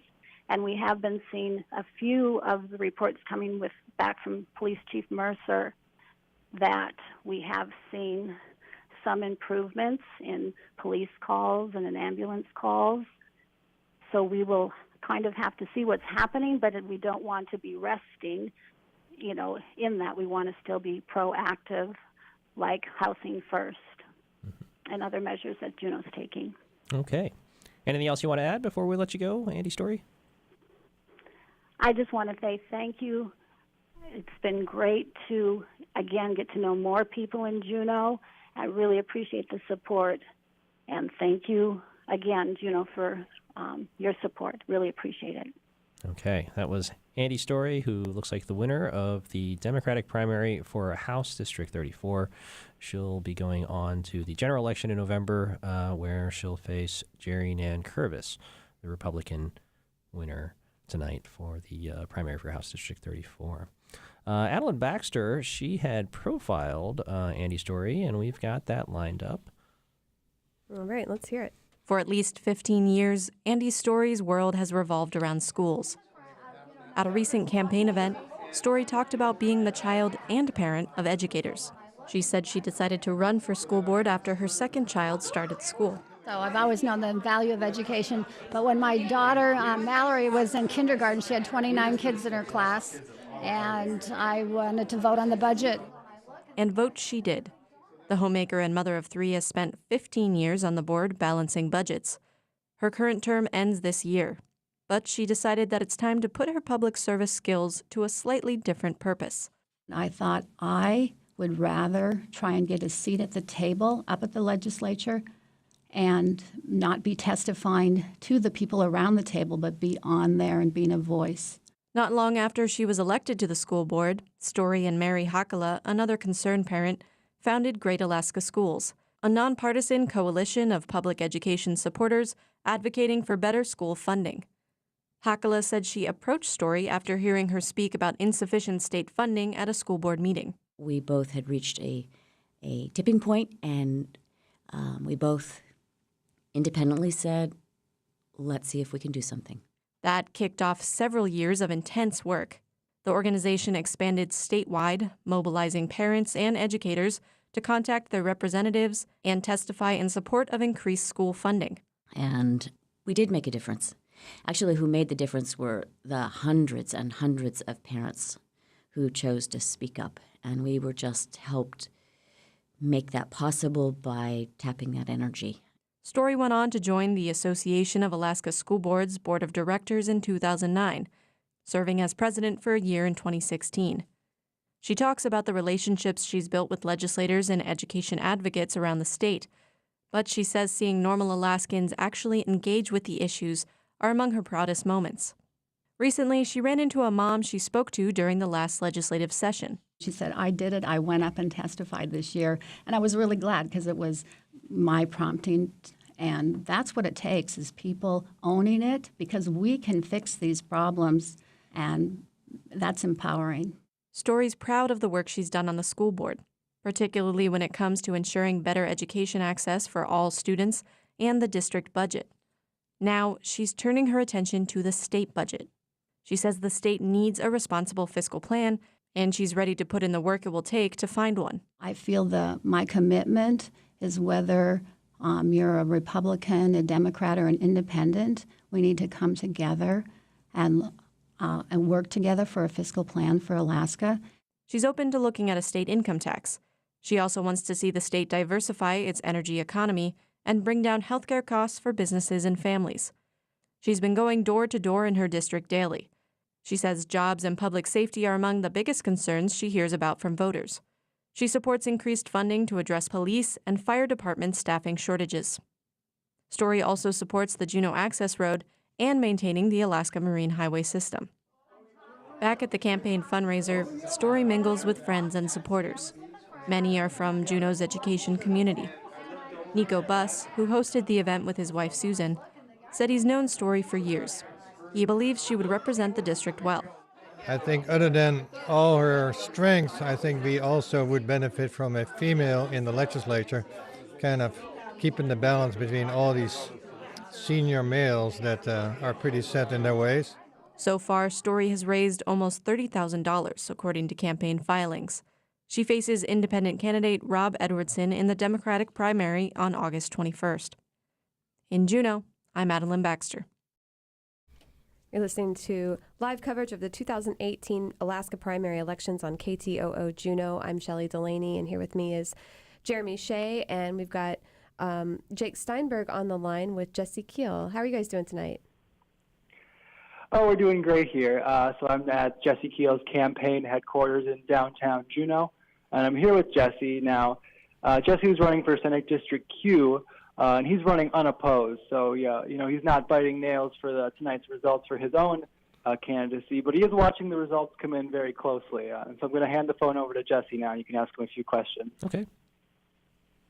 Good evening. Good evening. Hi, Jesse Keel. This is Jeremy Shea. And so, yeah, like Jake said, you don't have a nail biter here, but what were you watching tonight? Well, it's always fascinating to watch the voters around the state decide who the various parties' candidates will be headed into the general election in November. Of course, we've got a mix of party candidates and no party candidates in our state, and so we're starting to see the shape with about half the statewide vote back in the returns back, starting to see the shape of what those November races will look like. And what are you seeing in this? And, you alluded to the mix of independents and Democrats and moderates and far right and everything else. What's your take on the governor's race? That seems to be the question of the night, with Mark Begich as the Democratic candidate, Bill Walker as the incumbent independent candidate, and it's looking like likely Mike Dunleavy as the Republican candidate. That seems to be the very strong trend among the folks who chose the Republican ballot. Yes, Jeremy, and I guess I will say that I have had conversations with former Senator Begich, with Governor Walker. I hope very much that they will talk to one another and decide on a candidate who can represent Alaskans in the center in the November election. I am concerned that in a three-way race, there will be a difficult choice for Alaskans who are more moderate, who have a balanced view of our state's future. So that, of course, remains up to those two campaigns. You've got some people who've done amazing public service and have records they're very proud of. I'm concerned about the shape of that election in November, but that'll be for them to decide. I continue to encourage them to get together and to figure out a way to move a single ticket forward. And you haven't picked a side? No, I haven't. We have in both Begich and in Walker-Mallott, you have great friends of Southeast Alaska, folks who believe in a strong marine highway system and who have a strong track record of support for Juneau as the capital city and for our region. And so, it's going to come to them to really decide how to move forward. And it looks like whoever moves forward to November will be facing Mike Dunleavy in the general election, and that'll be the choice the voters need to make. Okay. All right. Well, let's talk about, your future here, too. So you're a sitting Juneau Assemblyman, and your term is not up this cycle. What mechanically has to happen, as you head into the general election for your State House seat? But meanwhile, you've also a sitting Assembly member on the Juneau Assembly. Well, just like any number of candidates who have another job, I continue to serve on the Juneau Assembly in the role the voters elected me to in October of 2017, and I'll keep doing that job as long as I'm able under the city charter and the Constitution.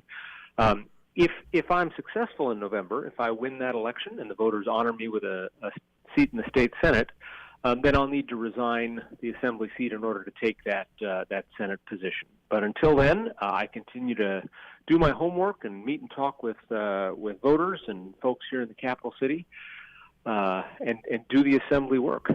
Okay.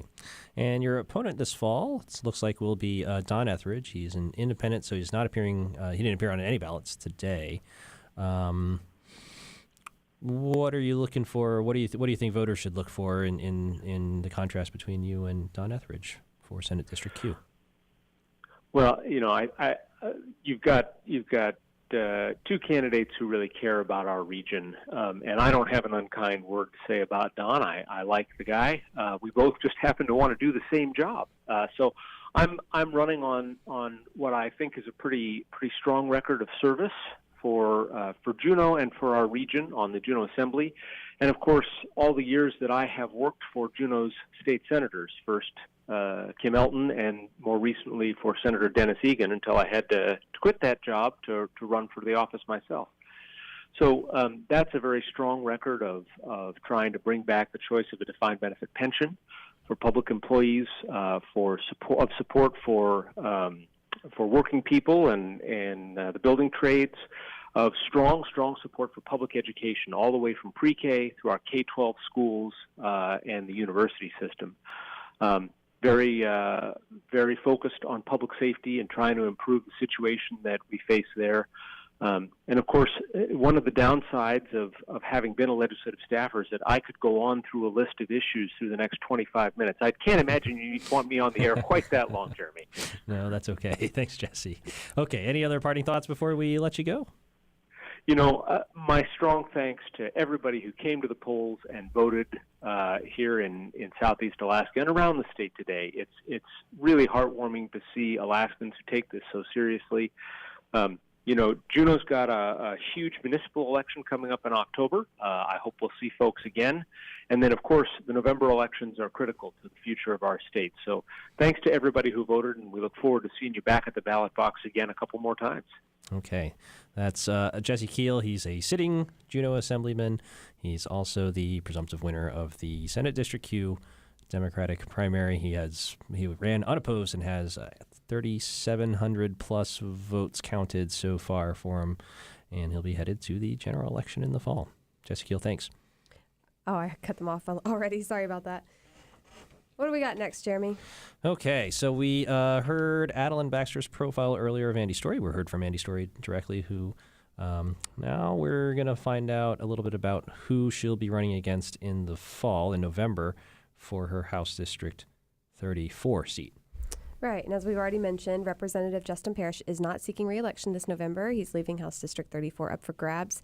So KTOO's Jake Steinberg spoke with Deputy Mayor Jerry Nankervis, who's looking to fill the Mendenhall Valley seat. For half the week, Jerry Nankervis is a commercial fisherman. This season hasn't been very good for him, but he's not discouraged. I enjoy it. I like being out on the water. And it's very satisfying, even though, like, I'll have a week where I go, God, that was a pretty horrible week. I know other people caught a lot more fish than me, but I still fed people. He says his pension helps, too. Fishing is only one of Nankervis's passions. He's also Juneau's deputy mayor, and that means he often has to call in from the boat for assembly meetings. He says that can be a challenge. So when I call in and people say, we can hear that engine, this is why you can hear that engine. This is as quiet as it ever gets in here until I turn it off. Nankervis doesn't mind having a full calendar, but he's been busier than usual lately. That's because he's had to work campaigning for State House into his schedule. It's hectic, but I enjoy busy. Nankervis grew up in Michigan. That's where his love of hockey comes from. He still plays. After leaving the Midwest, he bounced from Anchorage to Kodiak before finally landing in Juneau in 1987. He joined the Juneau Police Department the same year. He served on the JPD for 24 years, eventually retiring as a captain in 2011. In 2012, Nankervis ran for Juneau's District 2 Assembly seat. He's served on the Assembly since. Now, Nankervis wants to represent the Mendenhall Valley in the State House as a Republican. I wasn't particularly satisfied with the representation I've been getting the last couple of years. So much like when I got in the Assembly, rather than stand back and throw darts, step up, try and make a difference. So that's what I'm doing. He says he was especially upset that funding for the Juneau Access Project was spent outside the district. Nankervis is a big supporter of the road. It'll be great for the economy. It's jobs. Jobs when they build it. I don't see a downside, and I have yet to have somebody point to a community that was better off economically because they didn't have a road than one that has a road. Nankervis says one of his biggest priorities is jobs. He opposes Alaska Ballot Measure 1, which would create greater regulatory protection for salmon habitat. He says it would make it harder for mines around Juneau to renew their permits. We have our 2 mines shut down. That's going to be some serious economic disadvantage to this community, and I don't support that. He also doesn't support an income or sales tax as a solution to the state's budget crisis. And I don't believe in increasing the taxes during a recession. I think that's bad policy. Nankervis says he's especially qualified to defend the interests of his district, like funding the Marine Highway System and keeping the capital in Juneau. For the past 2 years, he and Mayor Ken Kelch have been meeting with legislators and building relationships. They love the fact that somebody that represents this city took the time to come to their office and ask their opinion on what they thought we could do to make it better. It's those things that you do that combat capital move, and building those relationships or how you benefit your community. On the Assembly, Nankervis is notable for his no votes. Among them, funding for the JPD to equip officers with body cameras, a resolution reaffirming Juneau's commitment to reduce carbon emissions, and an ordinance that bars discrimination against LGBTQ people. Nankervis has garnered a lot of support from local Republicans, as well as oil and mining interests. He's raised over $60,000 for his campaign, and he's running in the Republican primary unopposed. The general election is November 6th. In Juneau, I'm Jake Steinberg. You're listening to KTOO Juneau. Welcome back to live coverage of the 2018 Alaska primary elections. I'm Shelley Delaney. And I'm Jeremy Shea. We're following some local state house elections. We're looking at the live returns. You can look at these too online at ktoo.org, and we're live streaming there, as well as on facebook.com/KTOO Public Media. Some of the local state house races we're watching tonight are House District 33, House District 34, Senate District Q, and a number of others. Jeremy, why don't you give us the latest? Yeah, so polls have been closed for getting close to 3 hours now. They closed at about 8 p.m. around the state. And in House District 33, we've been following the competitive Democratic primary. Sarah Hannon way ahead in that race. That's the House seat that covers downtown Juneau, Douglas, Haines, Skagway, and I think Gustavus is in there too. So Sarah Hannon's got a pretty commanding lead. Doesn't look like there's any way for the math to work out for her to lose it. In House District 34, we've got 100% of precincts reporting. This is typically called the Mendenhall Valley seat in the State House. And we had a two-way Democratic primary, uncontested Republican primary. So, of course, Jerry Nankervis has got the Republican nomination, uncontested, and it looks like Andy Story, the longtime Juneau School Board member, is way ahead over her opponent, Rob Edwardson, also a sitting Juneau Assemblyman in that race. Rough math, about 3-1, Andy Story. That's how that one's breaking. So she looks pretty comfortable in that race. For governor, Democrats, uncontested, it's Mark Begich. And on the Republican side, it's widened more over the course of the night as more data has come in. Mike Dunleavy, the former Wasilla state senator, very conservative. He's got the signs all over town saying "Standing Tall for Alaska." Has 27,000 votes in the Republican primary, and his next closest opponent is former Lieutenant Governor Meade Treadwell with 14,000 some votes in that race. Going down on our list here, Lieutenant Governor, we had a uncontested Democratic primary. Deborah Call will be the Democratic nominee for Lieutenant Governor. And on the Republican side, this is where we've seen a lot of interest from many different sitting lawmakers and other notable politicians in the state. Kevin Meyer, former Senate president, is leading the Lieutenant Governor's race there for the Republican nomination. Kevin Meyer has almost 15,000 votes in the Lieutenant Governor's race, with 63% of precincts reporting. Pretty commanding lead. Next closest is Edie Grunwald. She's got about 11,000 votes. So you think she can close the gap? I'd just be totally speculating. Yeah, It's, 63% of precincts reporting. We'll just wait and see. But, Andrew Kitchenman's take earlier is like, generally, and Kathy Munoz's take earlier was like, generally, if there's a gap, they don't swing much over the course of the night as more data comes in. Yeah. And we haven't been paying much attention to it, but we should bring it up now. The race for the Democratic primary for U.S. House, Congress. This is the Democrat that'll be challenging Don Young in November. This is a pretty interesting race. Two kind of notable Democrats.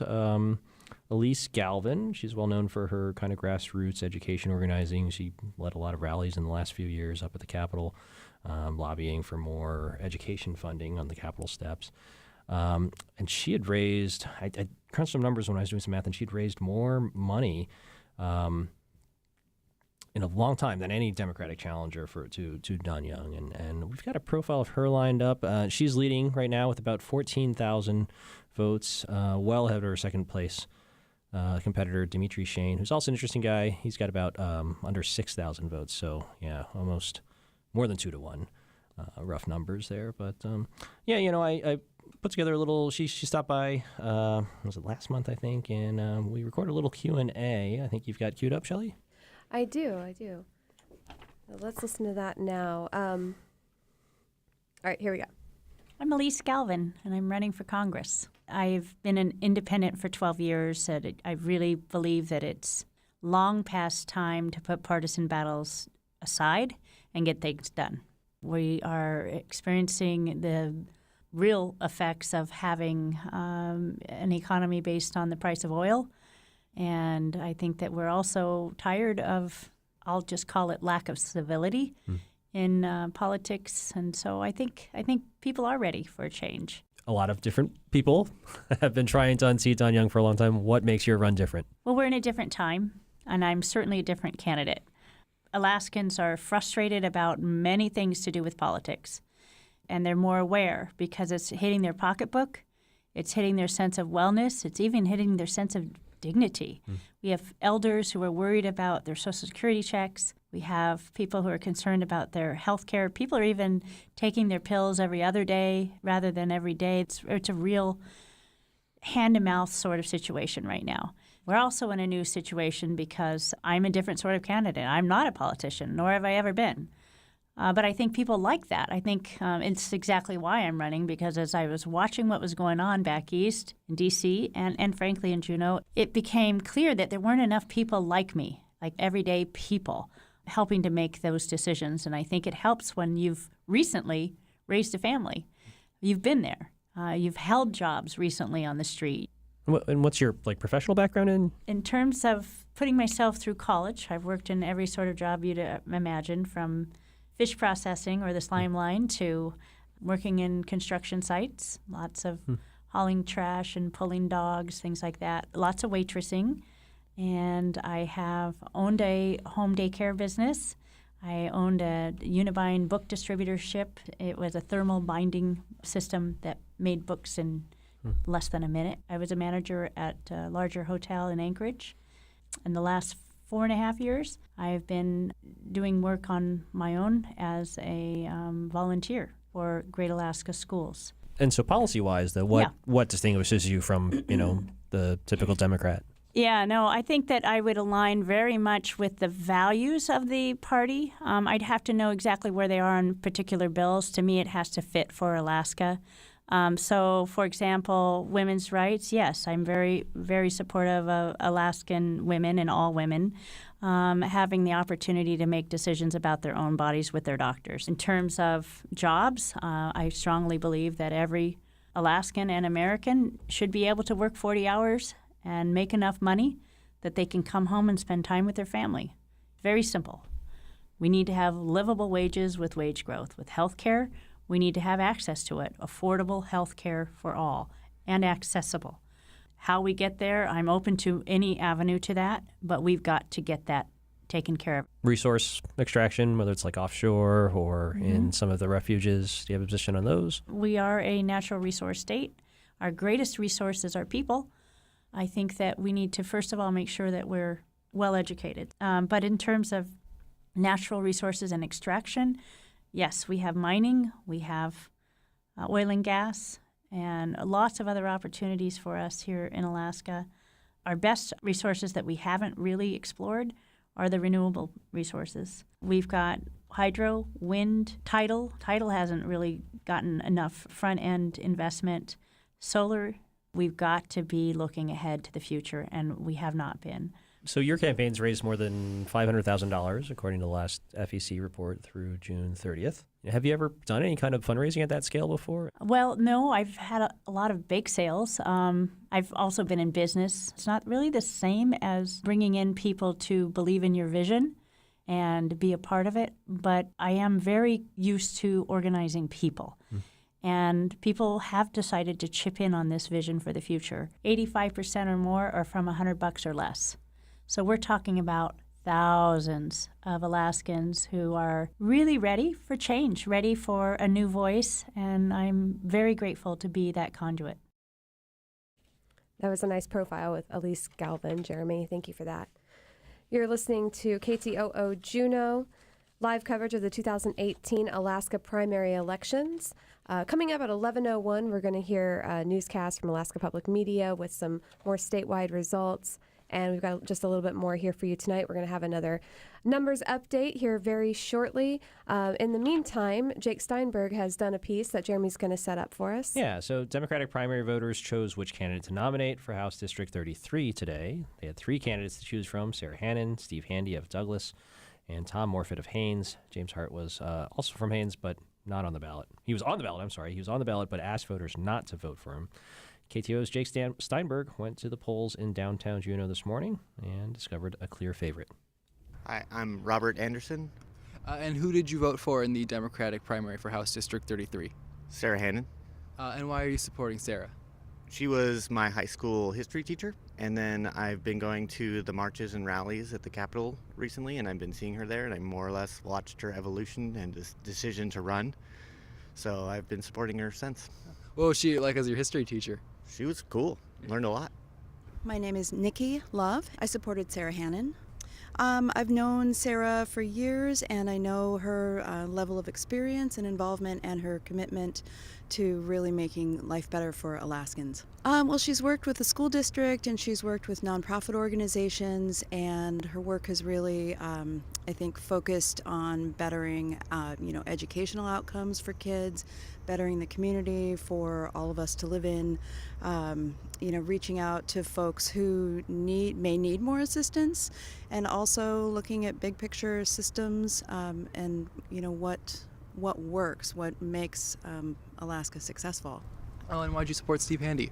I like his openness to listen to the people and support the people and empower the people to speak up for themselves. I like that he supports education, early development. And Laura, who did you support for House District 33? Sarah Hannon. And why'd you support Sarah? Well, I agree with several of her positions. One is that she supports the income tax, and also I believe that she will be strong support for issues relating to education and healthcare. I really believe that Sarah has the experience to work as a team and to make things happen. I think she has good mediation skills. I think that, from her work with the teachers union, and I also think that her experience as long-term experience as a school teacher will also be an asset. Yeah, I voted for Sarah Hannon. And why'd you vote for Sarah Hannon? Well, I had her as a teacher in high school, and I always really liked her. She taught my American government class. I saw her in March or February at a event that Sanford Salmon put on at the buoy deck, and that meant a lot to me, I guess. I voted for Tom Morfitt. I think we need a lot of representatives from Southeast and from different communities, and I liked a lot of his ideas, especially how much we did before we had oil money, and why can't we do it now? I voted for Sarah. Could you tell me why you voted for Sarah? Whenever she said something, it made a lot of sense. I liked what she said.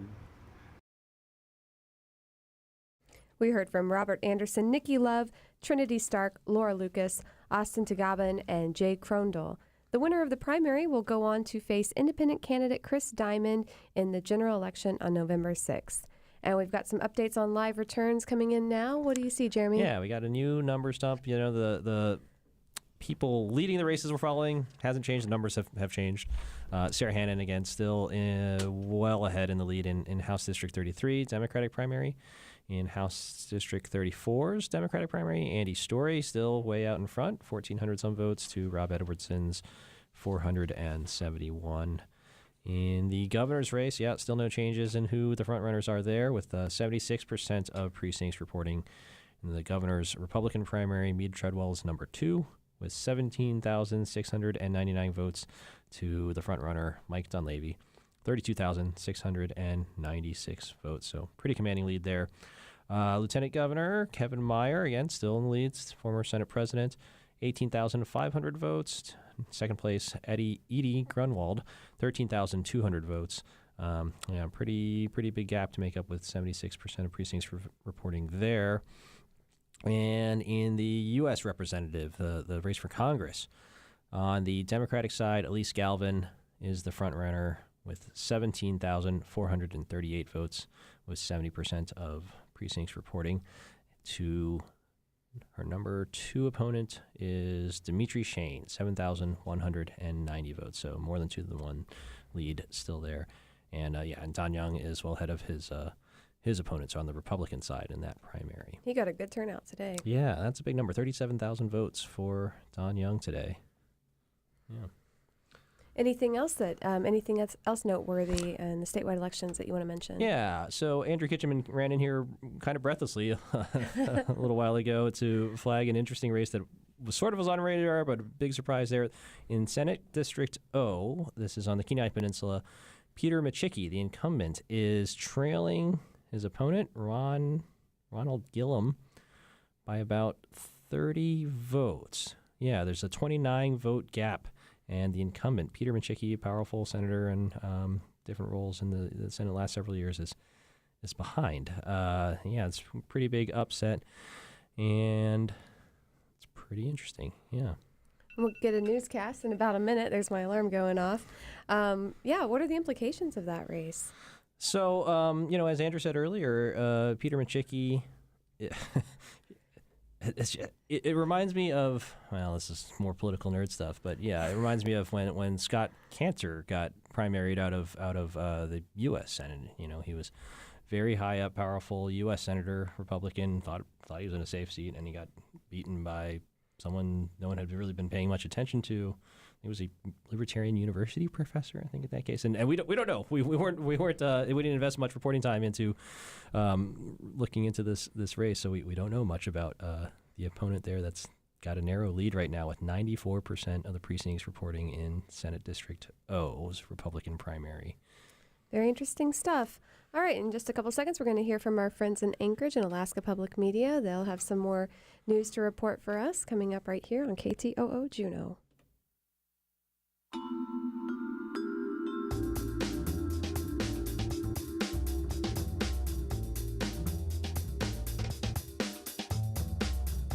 From Alaska Public Media, this is special coverage of the 2018 statewide primary elections. Good evening, I'm Casey Grove. Alaska primary voters today are deciding the candidates advancing to the November 6th general election, and that includes picking a Republican gubernatorial challenger. In that contest, early results show former state senator Mike Dunleavy with 60% of the vote and former Lieutenant Governor Meade Treadwell with 32%. That's with nearly two-thirds of precincts reporting. Our reporter Zachariah Hughes is at the Aviator Hotel in downtown Anchorage, where several Republican candidates have gathered, including Dunleavy. He says it's an excited, packed house. A lot of the candidates who are ahead in the polls right now are on hand here, and that includes Mike Dunleavy. He has a pretty large, pretty sizable, almost 30-point lead over his next nearest competitor, which I think it technically constitutes a blowout. Dunleavy, I want to just play a short bit of tape here. I mean, he is not sounding the victory bell just yet. Right now, we're feeling pretty good. We hope it holds. But we're going to wait till all the numbers come in. Did you go into tonight, or are you in tonight feeling like there's a margin that for you gives you a degree of comfort, or that you're shooting for, you and your team were hoping to have above Meade? We've been in this a long time. We've been working this pretty hard. So we were hoping that there would be a bit of a margin. It looks like there's going to be. And so right now, we're pretty happy with what we see. So you can hear there, he's not emoting, he's not claiming victory by any means, but he seems pretty confident, and what's more, the people around him seem extremely confident. There's a lot of Dunleavy paraphernalia, signs, shirts, posters here. It's a very joyful crowd for him.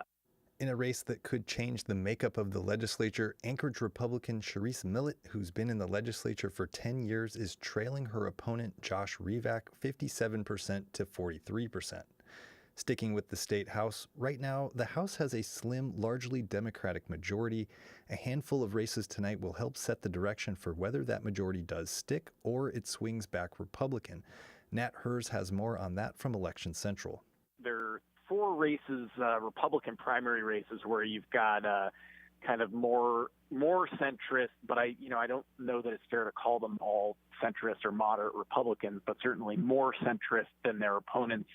Those candidates being backed by sort of more labor groups, sort of more left-leaning or more centrist groups running against more conservative challengers that have backing from, more traditionally Republican-aligned groups like business and socially conservative organizations. And in 3 of those races, you've got the centrist Republicans ahead, at least with early results coming in. There's a race in Eagle River where you have Kelly Merrick leading Jamie Allard in the race to replace Laura Reinbold. And then a couple of incumbents, Gabrielle Ledoux and Louise Stutz are Gabrielle Ledoux's from Anchorage and Stutz is from Kodiak, and they're both leading their more conservative challengers. And then there was a more conservative incumbent, George Rauscher, who represents like Sutton and up the Matanuska River Valley up to toward all the way to Delta and Valdez, and he faced a challenge from a more centrist former legislator Jim Culver, but Rauscher is ahead in early results right now. So it kind of looks like the results leaning toward kind of they're better for the sort of labor-backed candidates, and I think that the current majority, the largely Democratic majority, is going to be pretty happy with what they're seeing. At least one of those state house races is extremely close in the latest vote tally. But in the Democratic primary for U.S. House, results show Elise Galvin with 55% of the vote and her closest challenger, Dimitri Shane, with 23%. The Associated Press has called that race for Galvin. In other early election results, Kevin Meyer is ahead in the Republican primary for lieutenant governor with 36% of the vote. Deborah Call is the only candidate in the Democratic primary for lieutenant governor. This has been special coverage of the 2018 statewide primary election from Alaska Public Media. You can find updated results at our website throughout the night at alaskapublic.org. I'm Casey Grove. And I'm Shelley Delaney, listening to KTOO Juneau. You can also find live Alaska primary election returns on ktoo.org/elections. All right, So- we've got, sorry, go ahead, Jeremy. We're standing by to hear from Miko Wilson. With we're going to wind down our special coverage here shortly, but let's check in with Miko Wilson, who's at the Division of Elections office over on Main Street. Miko, can you hear us?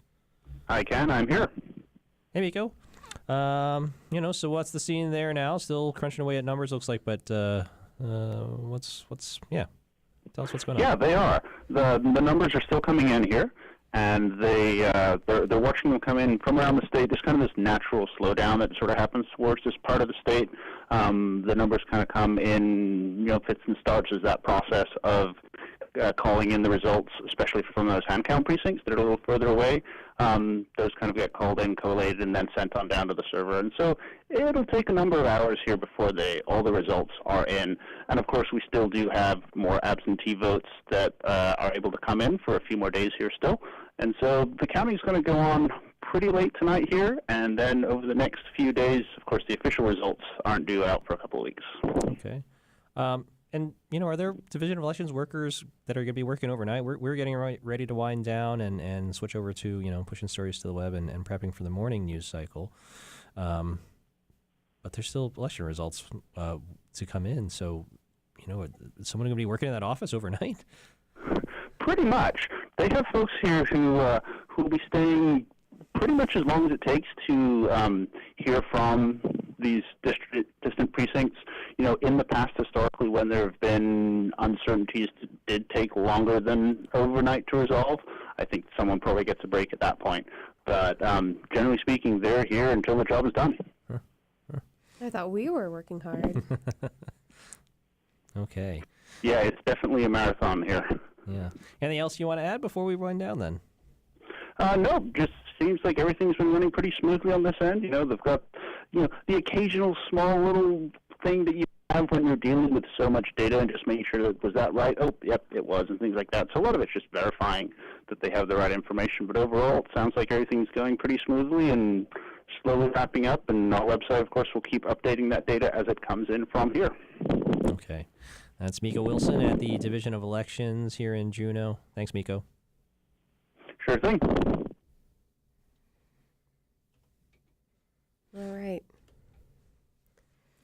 So, it looks like the results for the elections we're following aren't going to be changing much anymore at this point. So we're going to wind down our live coverage on KTOO. That's right. And local news starts at 5:42 a.m. tomorrow with Matt Miller on Morning Edition. So you can tune in there and get your next update, or you can keep following along on ktoo.org/elections. Thanks so much for joining me, Shelley Delaney, and me, Jeremy Shea, for our live coverage of the 2018 Alaska primary elections. We will now rejoin BBC World Service, already in progress. Good night, Juneau. Good night.